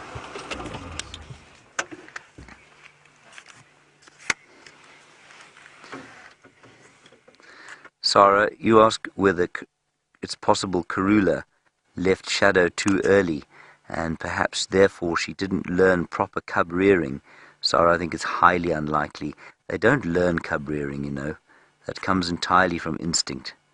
And so no, I don't think that's possible. I certainly think it's highly unlikely.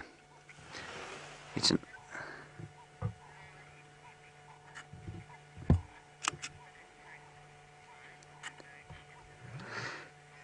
Laura, you're in Munich. I think you said in Munich, is that right? You want to know if it's even possible that Shadow's cub should survive. Oh, sorry, New Mexico, not Munich. That's not really the same place, is it, David? Laura, no. If she was to leave her cub now, the cub is almost 7 months old, will be 7 months old in this, around about the 2nd of September, then I would say to you, no, it would be impossible for her to survive. Well, nothing's impossible, it would be highly unlikely. That said, if she holds off 1 more month, then the cub could survive. 8 months is not that impossible for a female leopard to survive from independence. So it is possible. And remember, if she, I mean, it's difficult to say how she'd respond. If she fell pregnant now, would she just ignore her cub completely, or what would happen? I'm going to have to call this in now. Stations, are there any stations making their way to the sighting of Shadow? The animal is now mobile in a northerly direction towards Arethusa Lodge.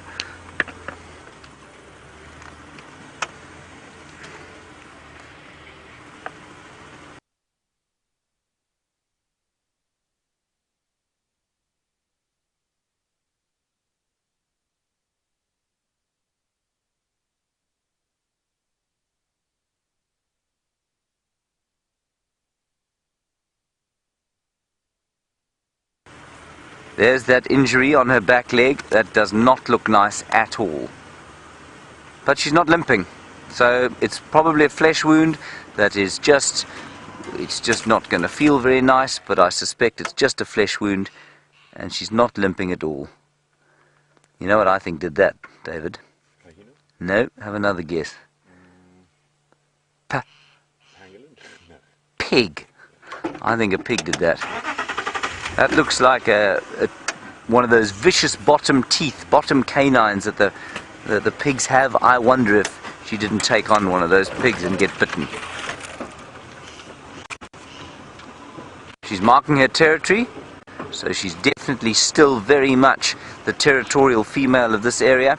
Salayeshe came down into this area briefly, and everyone told me she was taking Shadow's territory. Not so. Shadow's doing fine in her territory here.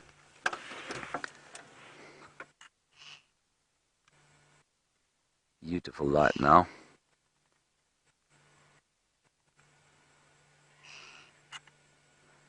Isn't that nice? That's a lovely shot.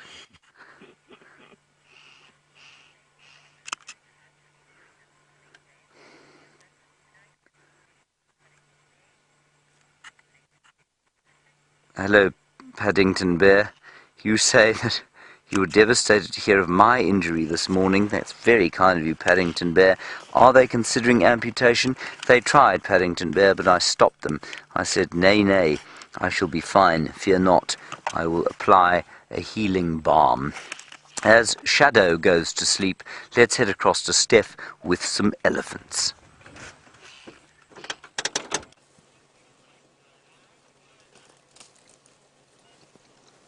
You know, there's just something so peaceful being around an elephant and being in close proximity to elephant. The Kruger National Park is one of the very few parks in Africa where you can get within a couple of yards of elephant and have virtually no effect on them whatsoever, and that is exactly what's happening here. We are probably 10 to 15 yards away from, so 30 feet or so away from this elephant, and you can see how close we're almost surrounded. We've got an elephant in about a 180-degree arc around us. There's one behind this green bush, and we're going to come across.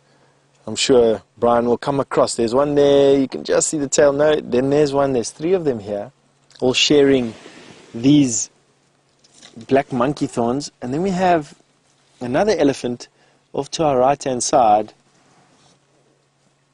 which seems to be scratching herself, it looks like, on a dead branch, and then stuffing dry leaves into her mouth, almost giving us a view straight down her throat as she does so. This is a young bull elephant. Not quite a toddler anymore, not quite a teenager, but absolutely one of these, and not quite that uncomfortable age just yet. I would say that he's probably around about 5 to about 7 years old. There goes the female in the background there, lifting her trunk up, pulling some silver cluster leaf leaves off the bough. Generally, elephants don't eat silver cluster leaf. They are way too high in tannin.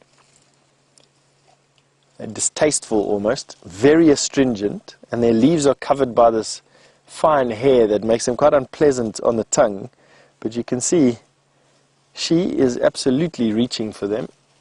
Oh, that is just such a beautiful, beautiful shot. Sunlight filtering through the trees now and the dust in the atmosphere and lending such a beautiful air and quality and atmosphere to these elephants.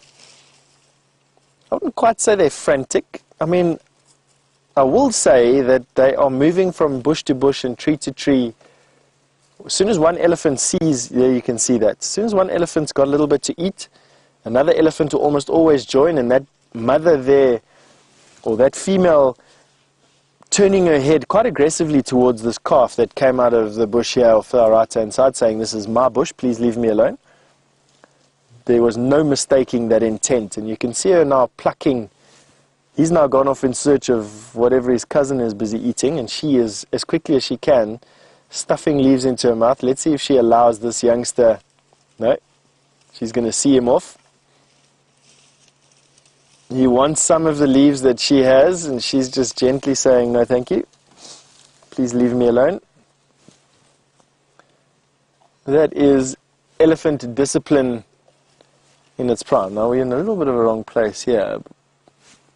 You think I should reverse a bit? Nah. Probably going down. Let's go down the road a little bit.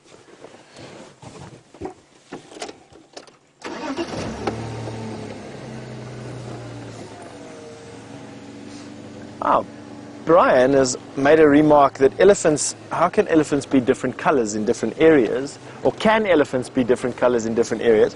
Because the elephants that he's seen in the Pilanesberg National Park, which is also in South Africa, and in the Northwest Province, we're in the Limpopo Province, how they tend to be a bit lighter. Now, they are all around about the same color, to be honest with you. It's just the soil where they stay that gives them a different hue.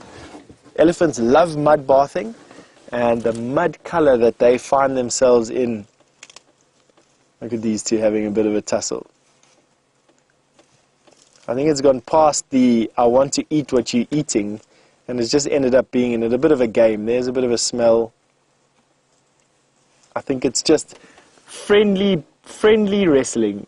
Very similar to how a mom would play wrestle with a little boy, or her little boy. That's exactly what we just saw now. It's just tactile reinforcement of the bond between individuals.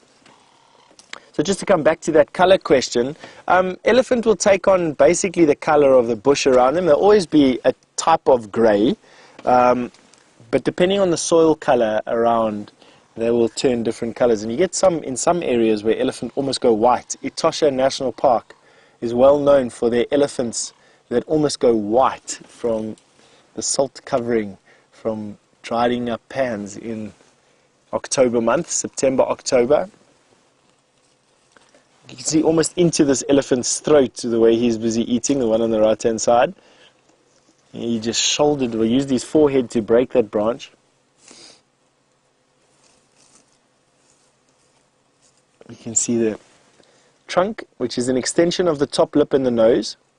Prehensile, shoving food into the mouth. Tongue, that's that pink thing that you saw there, will come forward and grab the piece of food and then draw it into the mouth, where it shoves it between a molar. There's a molar on each side, top and bottom. 4 molars in total, which have these ridges all over them, and then they grind them down and then it's swallowed. And it's sort of a conveyor belt that just never stops. This time of the year, that feeding conveyor will basically be going almost 24 hours a day. They'll only stop in the middle of the night for a very brief respite, sleeping completely flat. This female now and her calf less than 10 yards away from where we are, and as of yet completely and totally unfussed with where we are. I think this youngster is going to come and say hello. He wants to share the silver cluster leaf. I cannot describe to you how astringent the leaf is on this particular tree. If you took a cup full of baby powder and tried to swallow it, that is about as astringent as the leaves on this tree. It just has so much tannin that it just binds instantly any remnant of saliva you may produce and turns it into this powdery feeling in your mouth. Goes to show you the lengths that these animals will go to survive the drought. And we have a bull that's probably just a few kilograms, a few pounds heavier than this female, and see her tail immediately go up, head up. You can see he's just a little bit bigger than her. Her ears are now out. Her tail, once again, he's going to smell. It's a greeting. Let's see if she tolerates him. She's older than what he is. He's still a youngster. I would say that he's just entered his teens, mid-teens, probably around about 12, 13, 14 years old.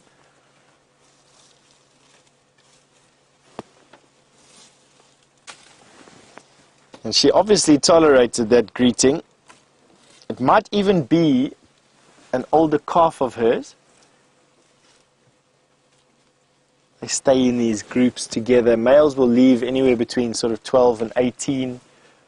Females will stick together in their natal herds, the herds that they were born into their entire lives. They will not move.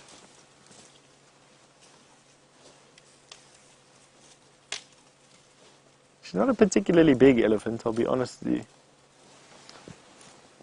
Giving us a typically baggy, almost pajama pants back view of an elephant. They always got these, it looks like, I don't know. I'd like to say it looks like my father walking down the passage in his pajamas, but I don't quite know. Excuse me, Dad, if you take this as an insult. It wasn't meant to be one. It's just your pajama pants don't fit you as well as what they used to, I think is what I'm trying to say.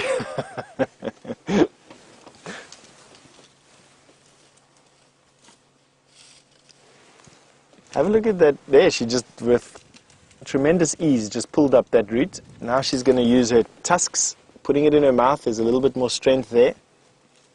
So grabbing the tusk, grabbing that root in her teeth, and then using her trunk, tusks, and teeth in unison with her muscles to pull out that root, and then eating it.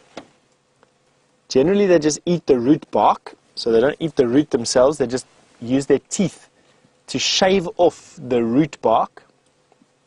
Let's see what she does there. We've got elephants appearing out of everywhere here. We've got, literally, we now have elephants probably through about a 270-degree arc around us.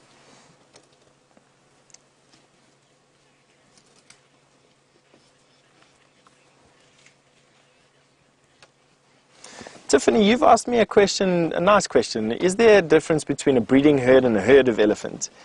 Tiffany, no, actually, to be honest with you. A breeding herd is generally a herd that has youngsters in it. But almost every single herd in the bush out here will have a look at this little guy coming through here. Sorry, Brian. He was just coming to say hello to an auntie, this little one. Almost every single elephant herd out here will have babies with it. So I would almost say that you could, with elephants at least anyway, you wouldn't be wrong by calling it a herd or a breeding herd. They're one in the same with elephant, Tiffany. But yes, a herd would be something, collection of animals, whether it's formal or informal. In other words, where it's an established herd, where they have a structure, or whether it's not an established herd, similar to how male elephant would sometimes be in association with one another. The breeding herd we reserve for herds with babies.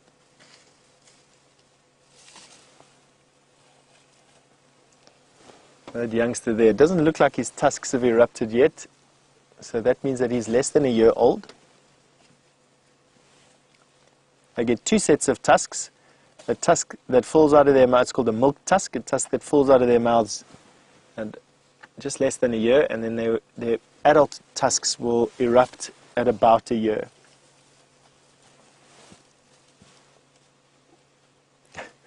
This dude crossing his legs over here. He's just relaxing. Having a sunset munch, crossing his legs over, quite relaxed. 5 feet away from my car. Or 5 yards away from my car, at least anyway. 4 yards away from Brian.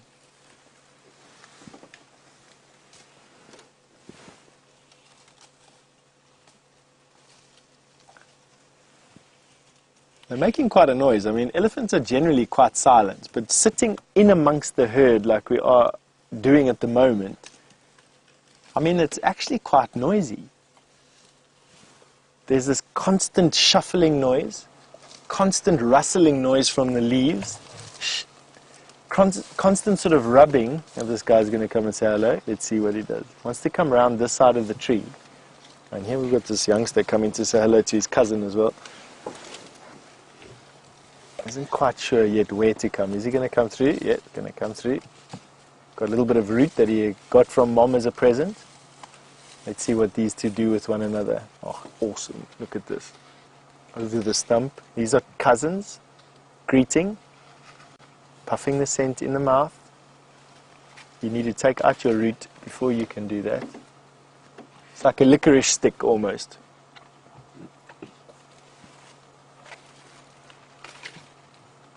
Oh, a nice stretch on the branch.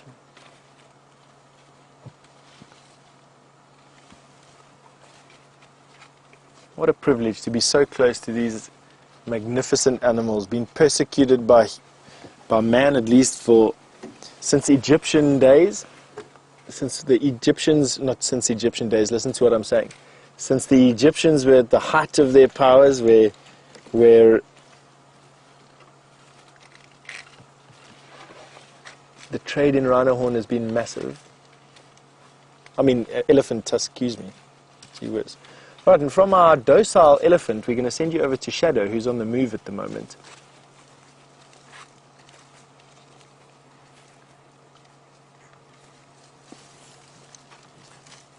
See how he chewed the end of that stick. This little elephant has chewed the end. Well, we're not going over to Shadow just yet. We've got a little bit of a problem with James's signal, so you're still with us with these ellies, and we just noticed how this little guy has chewed the end of his stick. He has not swallowed it, he's just chewing it, almost the same as the latest. Now he's got a branch stuck in his bum. Yeah, shouted that stick. It was me. There we go. He told us off. See the piece of... It's almost like the latest craze of people chewing bits and pieces of plastic and toothpicks or whatever it is they chew in their mouth. Didn't eat any of that, he just chewed it. Saying hello. Still wants to say hello.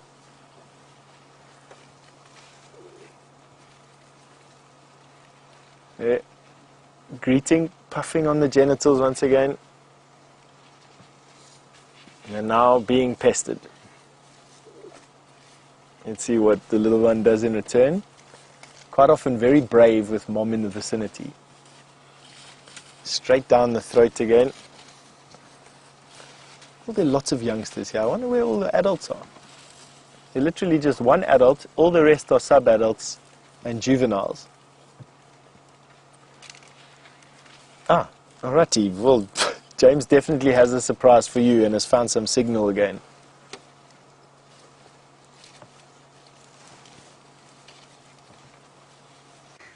Oh, we might be live now. I don't know if we are. We tried again last time, everybody, but here is Shadow. She is still moving down through the bushes, and one of our rather important pieces of technological equipment broke as you were coming across to us last time. We've spent an incredible time with her in this incredible light. If I say incredible again, David, please hit me on the back of the head. There are more adjectives in the engine language. In the engine language, is that what I just said? In the English language, everybody, than incredible. But it really has been most spectacular. There we are.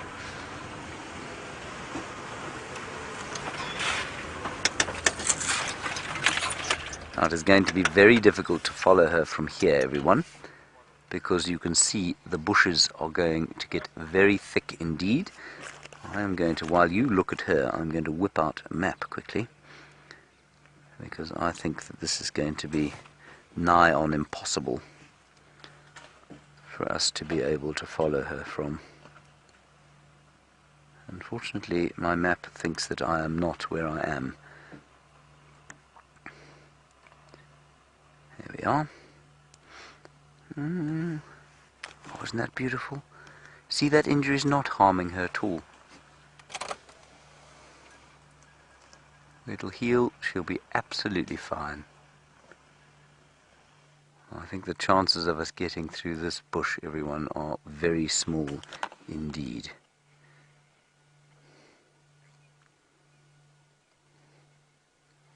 See her flicking her tail there? Tick, tick, tick, tick.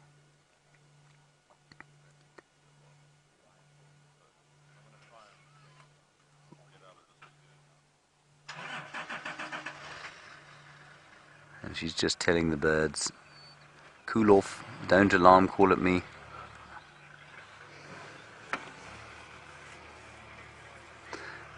Hello Marilyn, very nice question from you and a good one, especially today. You say, would we ever intervene? The guides would certainly never intervene. We're not qualified to intervene. I mean, we've done bits and pieces of conservation work, but we're definitely not vets by any stretch of the imagination, so no, we wouldn't intervene. Would the reserve intervene for a cut like that? Absolutely not. 99% of the time these cats will recover completely from something like that. We're going to try and get around here, everybody, but we cannot drive down through this sort of eroded area. We'll cause damage and we'll run over a whole lot of trees.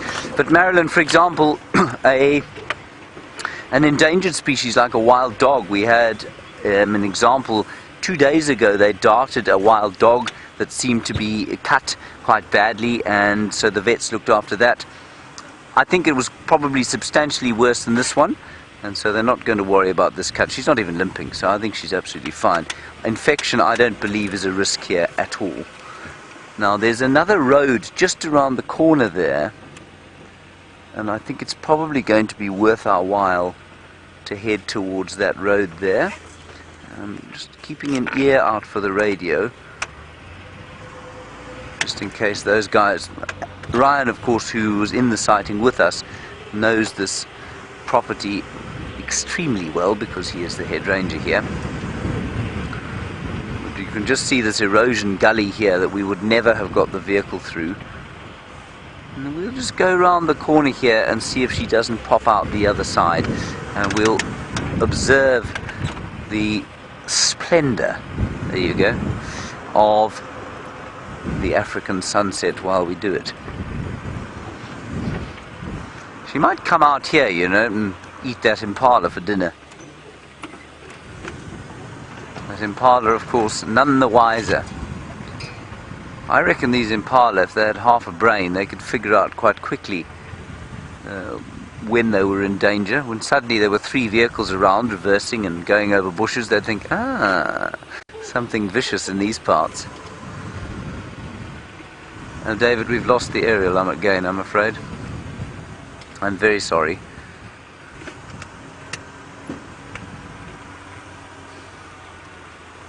Alright, we're going to stop here, I think. No, let's go a little bit further on.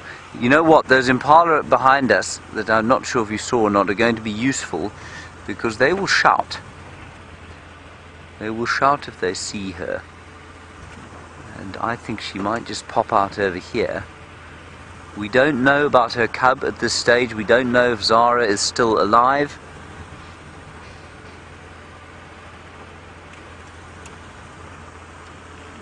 Apparently she was seen on her own about 3 nights ago, the night after Shadow was seen mating. There are some tracks here. Well, that's of a hyena. I wonder if little Zara isn't somewhere in these bushes here. Let's just keep an eye out.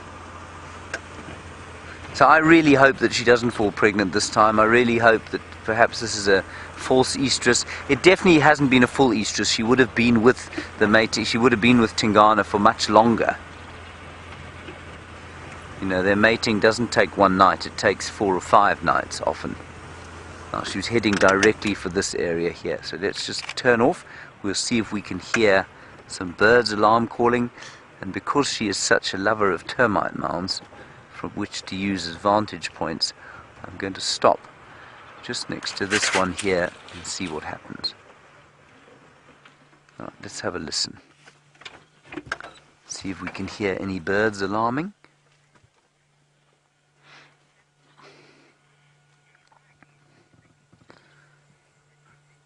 Hello, Susan in the United Kingdom. You wonder why I've switched the engine off. Susan, it's simply so that I can hear what's going on. I can't hear above the noise of the engine, and you remember the microphone that you're listening to me through is, well, it's attached to my hat. And that means you don't pick up much of the engine noise, but the engine is actually quite loud. So always ooh, hang on. There we are. There's some birds alarm calling up ahead of us. I'm just going to keep turning around behind us because she could easily pop out behind. There's some monkeys up there, and if they see her, they'll go ballistic. There's actually quite a nice picture, which I think I've just ruined for you, David. Unfortunately, they were silhouetted quite nicely in the sun there. There you go.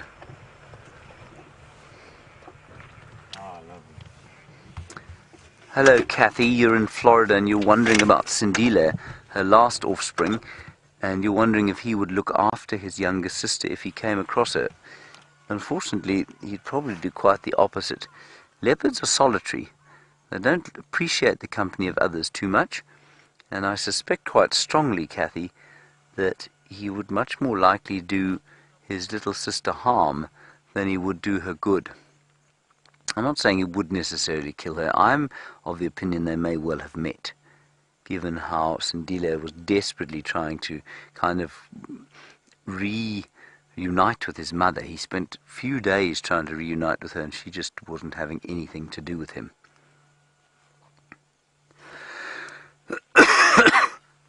Excuse me.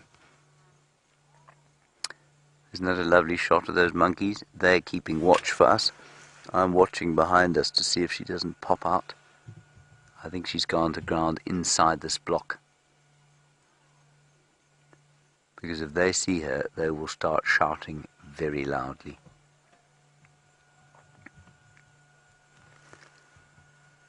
Let's go. I'm going to go a little bit forward. We're going to turn around just up ahead there, and then we'll come back this way. And just see if she doesn't pop out. That is beautiful, David, is it not? Oh, stunning. Mm-hmm.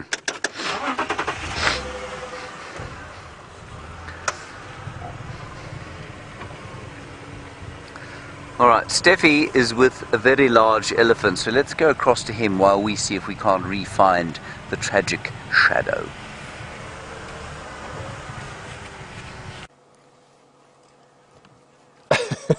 I don't know about so large, but definitely an elephant, James. But thank you for that. We've just had the most amazing time with the last 10 minutes or so with these elephant herds. They've come past the car, around us, didn't even bat an eyelid in our direction, and now the tail end of this particular herd is passing us.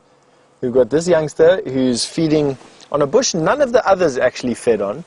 It is a red thorn that he is busy eating, which has had some feeding activity prior to this particular elephant, but not by any of the others, and there must be a good 7 or 8 of them that have passed that particular bush now. And you can see this elephant very gingerly actually using the trunk to push thorns into the mouth, or leaves into the mouth. That's because this tree has got some quite vicious thorns on it. You can see, you can't really see the thorns on this tree. Perhaps just above the curl of the trunk, maybe a foot or so above the trunk, you can see just before the picture goes out the screen, you'll see some wicked thorns there. I don't know if an elephant is affected by thorns like we are. I mean, their skin is obviously leathery and very thick. They definitely do get hurt though. I've seen an elephant get some thorns stuck in their trunk, and you could see that it was a disturbance. But for the most part, I think it would be like a thorn in a callus on your hand or a thorn in a callus on your foot. It wouldn't have very much effect whatsoever.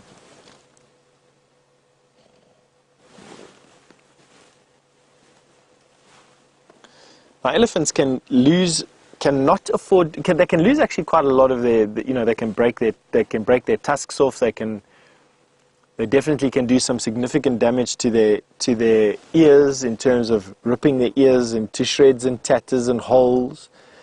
They can do some damage to their trunk. We've had a few elephants that we've seen over the last year or so with damaged tips to their trunk. But what they can't do is they can't lose the function of their trunk. They cannot lose. Oh, look at that, trying to lean up there. As the weight gets transferred forward, they almost collapse underneath.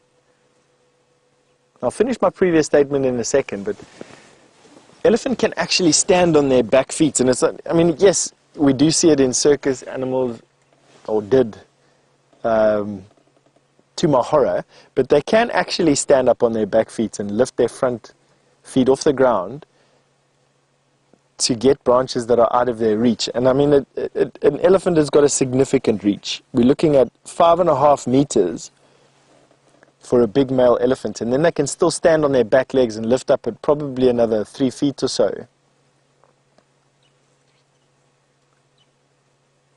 Easily as high as a giraffe, easily. And then when they're sick and tired of stretching up on their back legs, they can always just push the tree down, up to a point.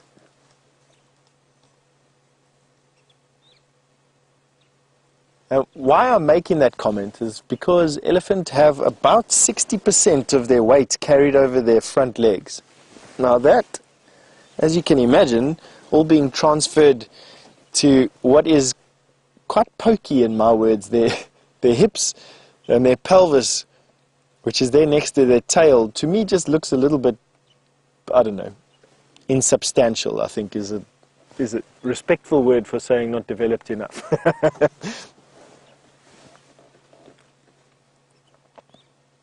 You can see leaning forward there. Their feet are actually different because of it.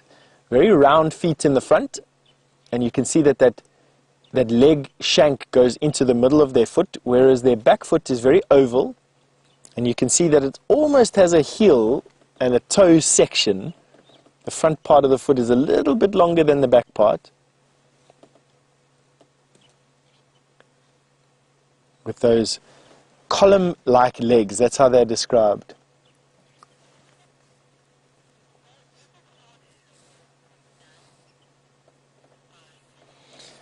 Safari Ginny, you've asked an interesting question, one I've actually never been asked before. Do the thorns that an elephant eat shape their intestines? I would presume that you're making that comment based on the fact that how do the thorns go through their tummies without piercing the walls of their tummy or their throat or their intestines? And that's a good question. I'm actually trying to think now. Have I seen full thorns in elephant dung? Because that would answer the question. If the thorns are passing through an elephant virtually unchanged, then yes. I mean, I couldn't imagine why an elephant's intestine wouldn't be perforated.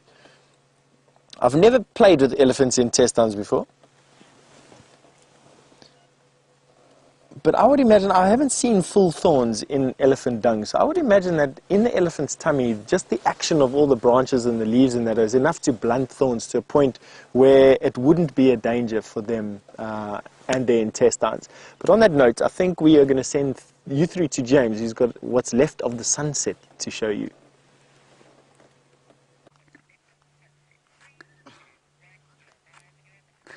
There we go, everybody. The sun is just sinking behind the Drakensberg Mountains, and just to give you a bit of perspective, everyone,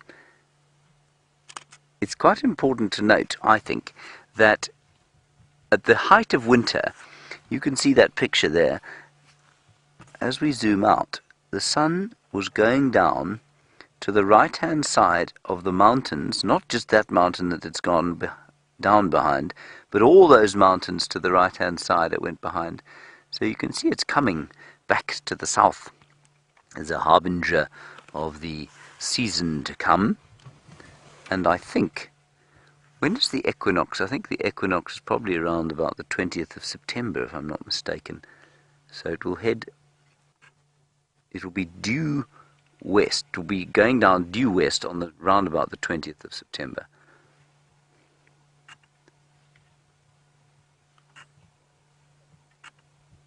Beautiful.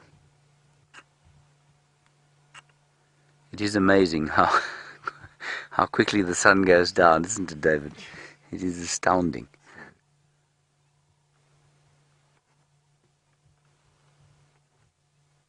And you know what? No matter how many thousands of photographs of the sunset I've taken, not one of them has ever actually matched up to what the sunset really looks like.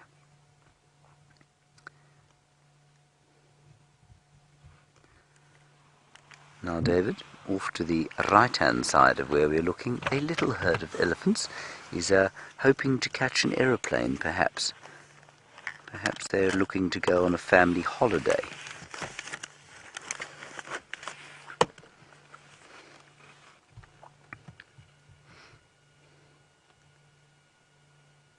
Very peacefully moving down through the bushes.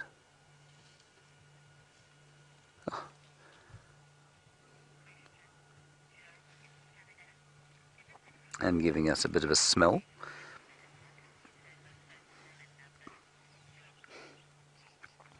Well, Jill, you ask a very salient question here. You say if female elephants live in their natal herds for life, in other words, the herds into which they were born, how come we see such little herds sometimes?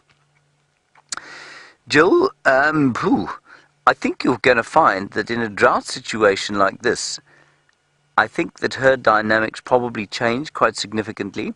So I think you'll find that mothers and their offspring and their attendant offspring, as opposed to, sort of split off from the main herd. So she perhaps could have been part of a bigger herd. And I don't know that there aren't more in the bushes around here, but let's pretend this is a herd of 3 or 4, like that herd of kind of 2 we saw earlier.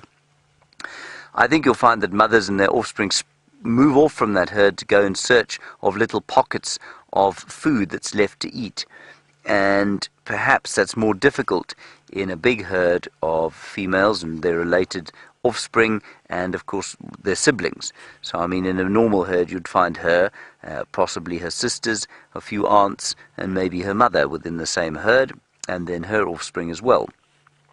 But I think you'll find that those herds probably split up before they get too large.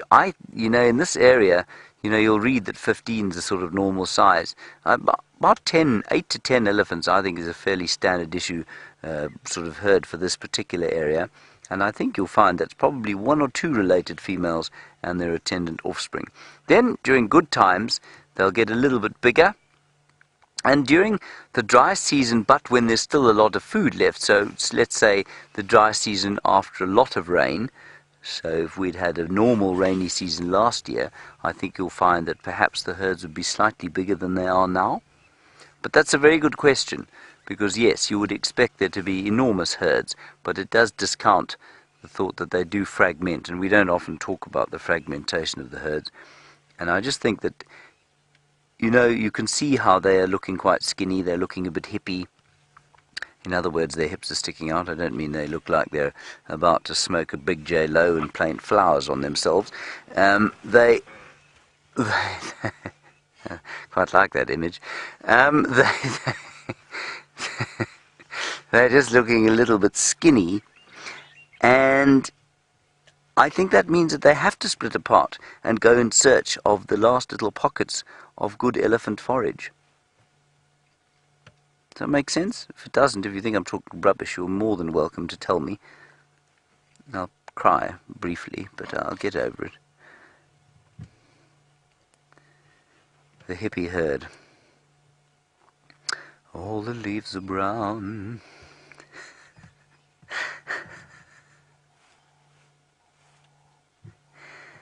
Do you think this elephant went to Woodstock? Possibly. Do you think it owns a folksy van? I'd be impressed if it did. Yeah, so would I. I can't get that image out of my head. Hippie elephants.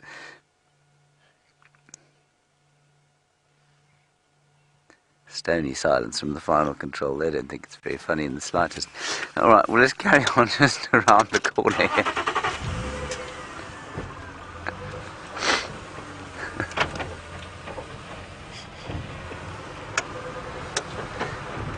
See if we can get another view. Still a steady silence from the final control. Just check my earpiece here. Nothing. No. Dave's not getting anything either.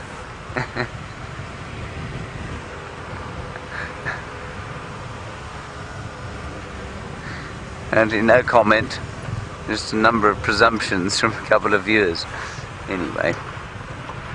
I'm not sure I want to know what those are. Here's an aeroplane, everybody. The Cessna Caravan, very fine bush aircraft.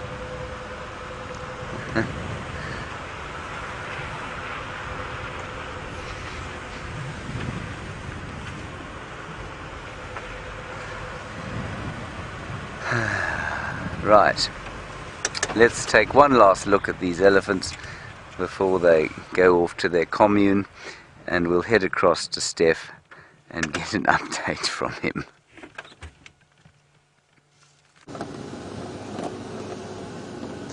We've obviously left the site of that elephant herd. They've moved off into the thick bush, moving directly toward a patch of bush where even in winter we really can't drive through that area. It's just very, very, very thick. And I hope they spend a little bit more time feeding and then go and churn up the mud there at Buffelshoek Dam and create a well that whatever water is left there can then seep into and create a bit more of a pool for the animals for tomorrow.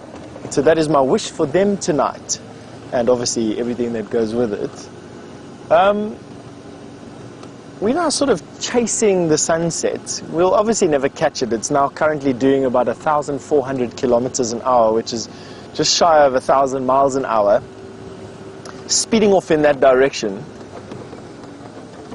And we are now going towards Vuyatela Dam. I want to see what sort of attention this late afternoon has, or the water has attracted this late afternoon. We're going to do that by looking at a combination of things. One is the tracks on the road, which tell us what's been walking in that particular direction, and another would be being there and listening. Now this is the time of the evening, as you no doubt saw from Shadow moving off in the blocks, that these animals will get going. And they do not move very, very far away from water. Water is what's attracting all their prey at the moment. And they will be moving between one water point and another, looking for any opportunity that they can. And the unfortunate thing over here, I suppose, is the fact that there's too much water around. There's the Sand River, which has many pools in it, I'm sure. Every camp has a pumped pan of some sort, form or description that is around their areas. And so it's difficult to predict predator movements.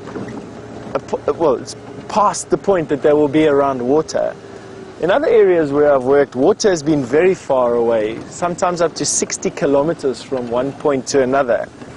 And then those water points become these most unbelievable collection points for animals. With about the most extreme example that I can think of at the moment being Etosha, where in the driest times of the year, the end of September to the end of October, animals form a never-ending procession from around the watering holes, and at any given time you'll have between 12 and 15 different species of animal around a watering point, changing every 20 minutes to a different 12 or 15 species of animal. It was just the most extreme example that I can think of how water becomes sort of the center of everything out here. So just checking now as we come up onto Gowrie Cut Line. Got some fresh hippo tracks, some zebra tracks.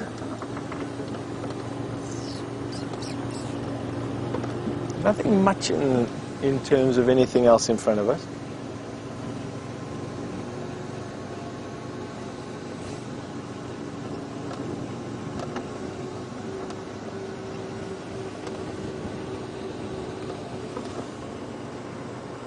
Mike and Ali, all the way from Florida, who've been watching the show for a couple of months now.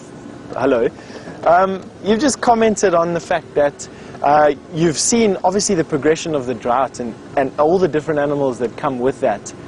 Can we expect, or will we expect, a change of animals? Will we get animals migrating into this area as summer comes about and as we get a little bit more rain and a little bit more water? Not really, to be honest with you. We will see a significant rise in the amount of birds that are migratory. With the first ones, I already saw the first yellow-billed kite on Saturday. So for those of you keeping dates of the area, the first yellow-billed kite I saw all the way from Morocco arrived in my area on Saturday. And then insects, amphibians, snakes. So you're going to see a dramatic increase in the smaller things and the more exciting things to look at. But in terms of animal-wise, no. We don't get animals that migrate away from here and then migrate back again. Generally, the things in the Kruger National Park are sedentary. We don't have large mammals that move away. But we will see a dramatic increase in birds. And I hope I've answered your question. I feel like I've answered it and haven't answered it at the same time, because I'm under the impression that you asked that about any of the larger mammals, larger, more impressive mammals or predators. And to that question, no. If you're talking about just biodiversity, 100-fold, 1,000-fold increase in the amount of activity that we'll see here, but you'd have to go to a bit of a smaller scale to see that. Out on the bushwalk that we've got going out, and then obviously the nighttime, going into the night, we'll see a lot more activity on the roads in terms of snakes and insects, amphibians.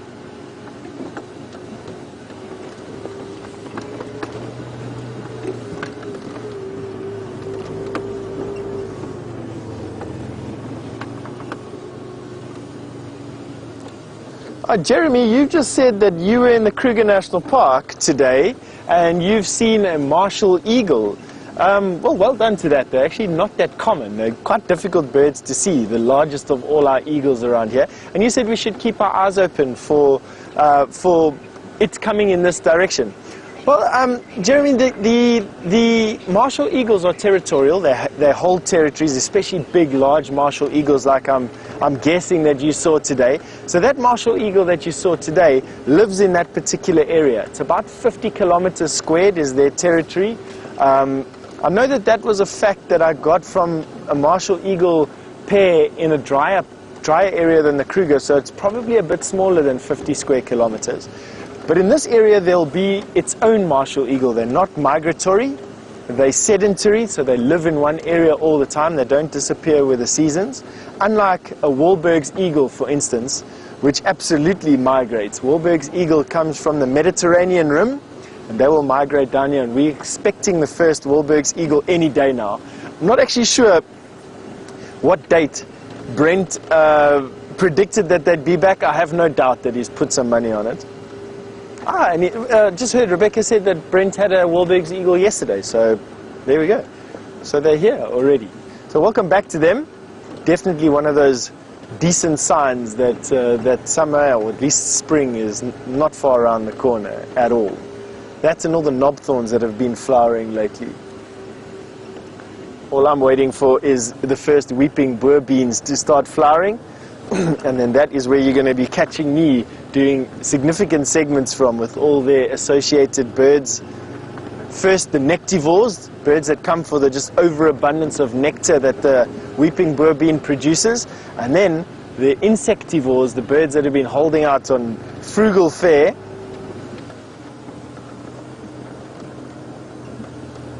All right, and while we carry on up the road here into the sunset, James has got an update for you.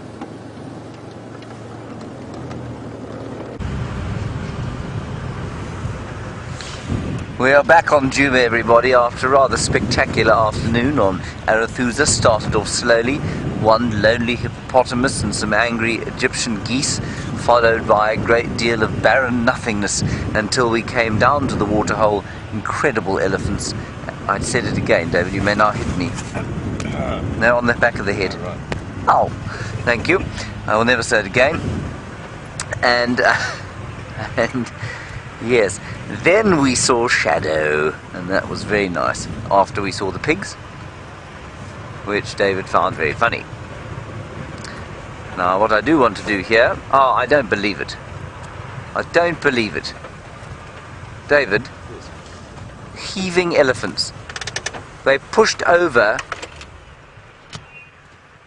the lilac-breasted roller nest. Yes, I agree with you, oh no. Keep me posted on the audio. Everybody, this is where the lilac-breasted rollers we watched building their nest.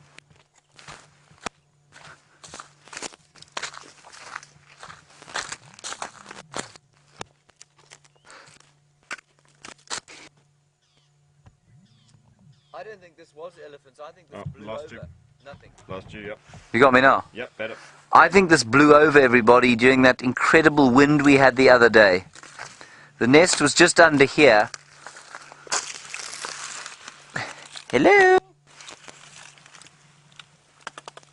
Just where I'm sticking this piece of bark. I don't think they'd laid any eggs yet, because it was obviously very early, so I'm sure they were just examining different sites. That's very sad. Oh well.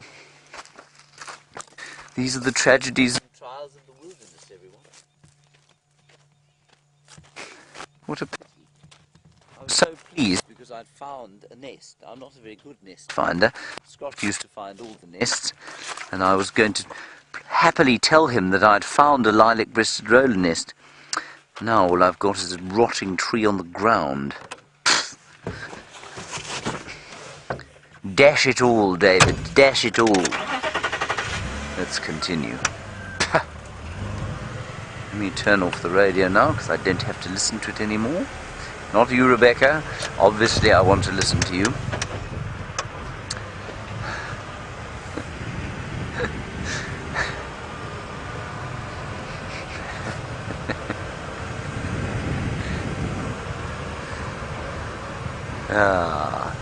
Right, well, it's a gorgeous evening.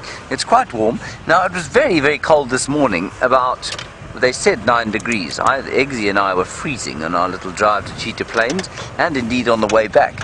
So whatever front it was has cleared off, and then it was quite hot again during the middle of the day, and it's cooling down beautifully into the evening. And while we may have sounded like we were complaining about the cold over the course of the last few months, please be aware that after last year's summer, we were very, very grateful for it indeed. David, I'm afraid your tail is flapping backwards again. The aerial is not behaving itself today. Connor has put an industrial-sized bearing on it, which means you could probably use it to attach a tractor tire. Anyway, it's certainly more robust than any of the others we've ever had. I'm so sad about my lilac-breasted rollers. I'm sure they'll find another home. Oh well.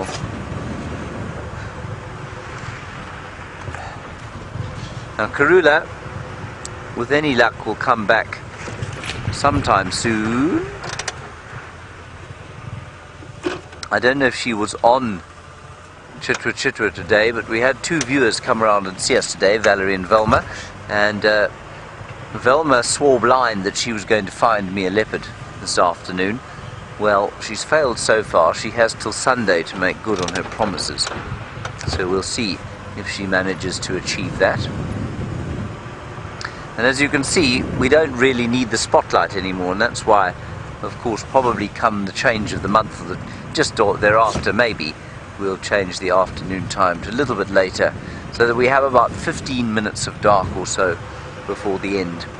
It is quite exciting to drive around at night for a while, but you know, at the end of the day you don't see a great deal, and these cameras are just not really set up for deep darkness.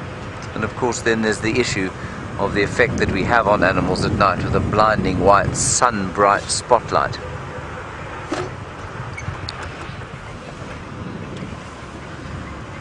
Last of the, let's just go slowly down here.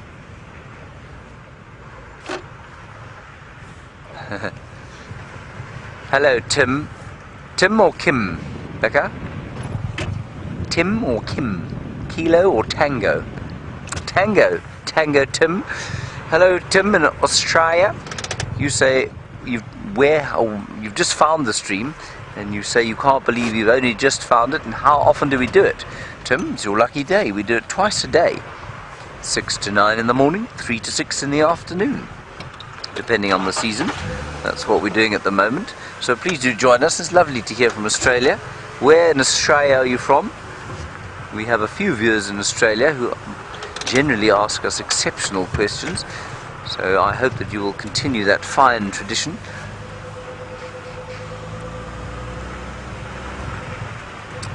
Alright everybody, that's going to be it from David and I. Thank you very much for joining us with the elephants and Shadow and the pigs.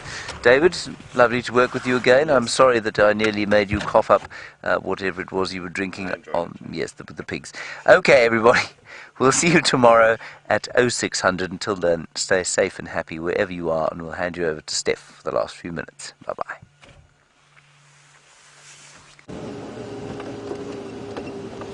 That's it. Thank you very much, James. And it has been such a spectacular day. Myself and Brian were just busy talking about how quick the last 3 hours have just blasted past. It seems like a blink of an eye, and we've had some epic sightings today. I think the highlight for me, definitely, and probably the highlight of the month so far, has been that impala fight that we managed to witness. I see Brian's busy saying yes, he agrees fully with me on that one. I hope that some of you recorded it all. That was one of the most epic impala fights I've ever seen. In actual fact, I'll go down as saying that is the most epic impala fight I have ever seen. And then we had to spend some time, we just had to spend some time at Buffelshoek Dam with our hippo. And it's not a plaster cast, I think we're almost certain of that. And some buffalo. And then we went on to the most really peaceful sighting with that elephant herd that we were with. And now we're just sort of driving into the sunset, to be honest with you. Keeping our eyes upturned as the stars start to twinkle out of the skies, and this little nip comes into the air, which is actually quite nice. Now we've got some pearl-spotted owls that have started to duet out of the forest in front of us, and I think this is exactly where we are going to stop and say goodnight to you. I can actually see one, so we can quickly turn onto it just before we say goodbye. And there we go, in the tree there, Brian. Have you got him? Yeah, well done. There we go. Pearl-spotted owlet, just to say good night and goodbye. There's those false eyes on the back of the head. The two eyes on the back of the head making attack from the rear less likely. And there they go. And that is pearl-spotted owlet, just to say good night after such a fantastic evening. All right. So, we've got a comment coming through from Gracie, who says, thank you very much for the dragon. And we're just going to show it to you one last time there, Gracie, just to say goodnight to you. There it comes. There we go. The Chinese dragon on Brian's thumb. Alright, so from myself and Brian, and for the whole FC crew, I know Rebecca's on D1, I'm not too sure who's on D2, I'm sure it's probably Lou, and to the rest of the WildEarth team, thank you very, very much, and to all of you, of course, absolutely, thank you for your following, thank you for your questions, thank you for your comments, and thank you for all the support that you show us. We look forward to seeing you again at 0600 again tomorrow, and I hope it's going to be a little bit warmer than it was this morning because it was freezing. All right, all the best wherever you are in the world. Have a good day.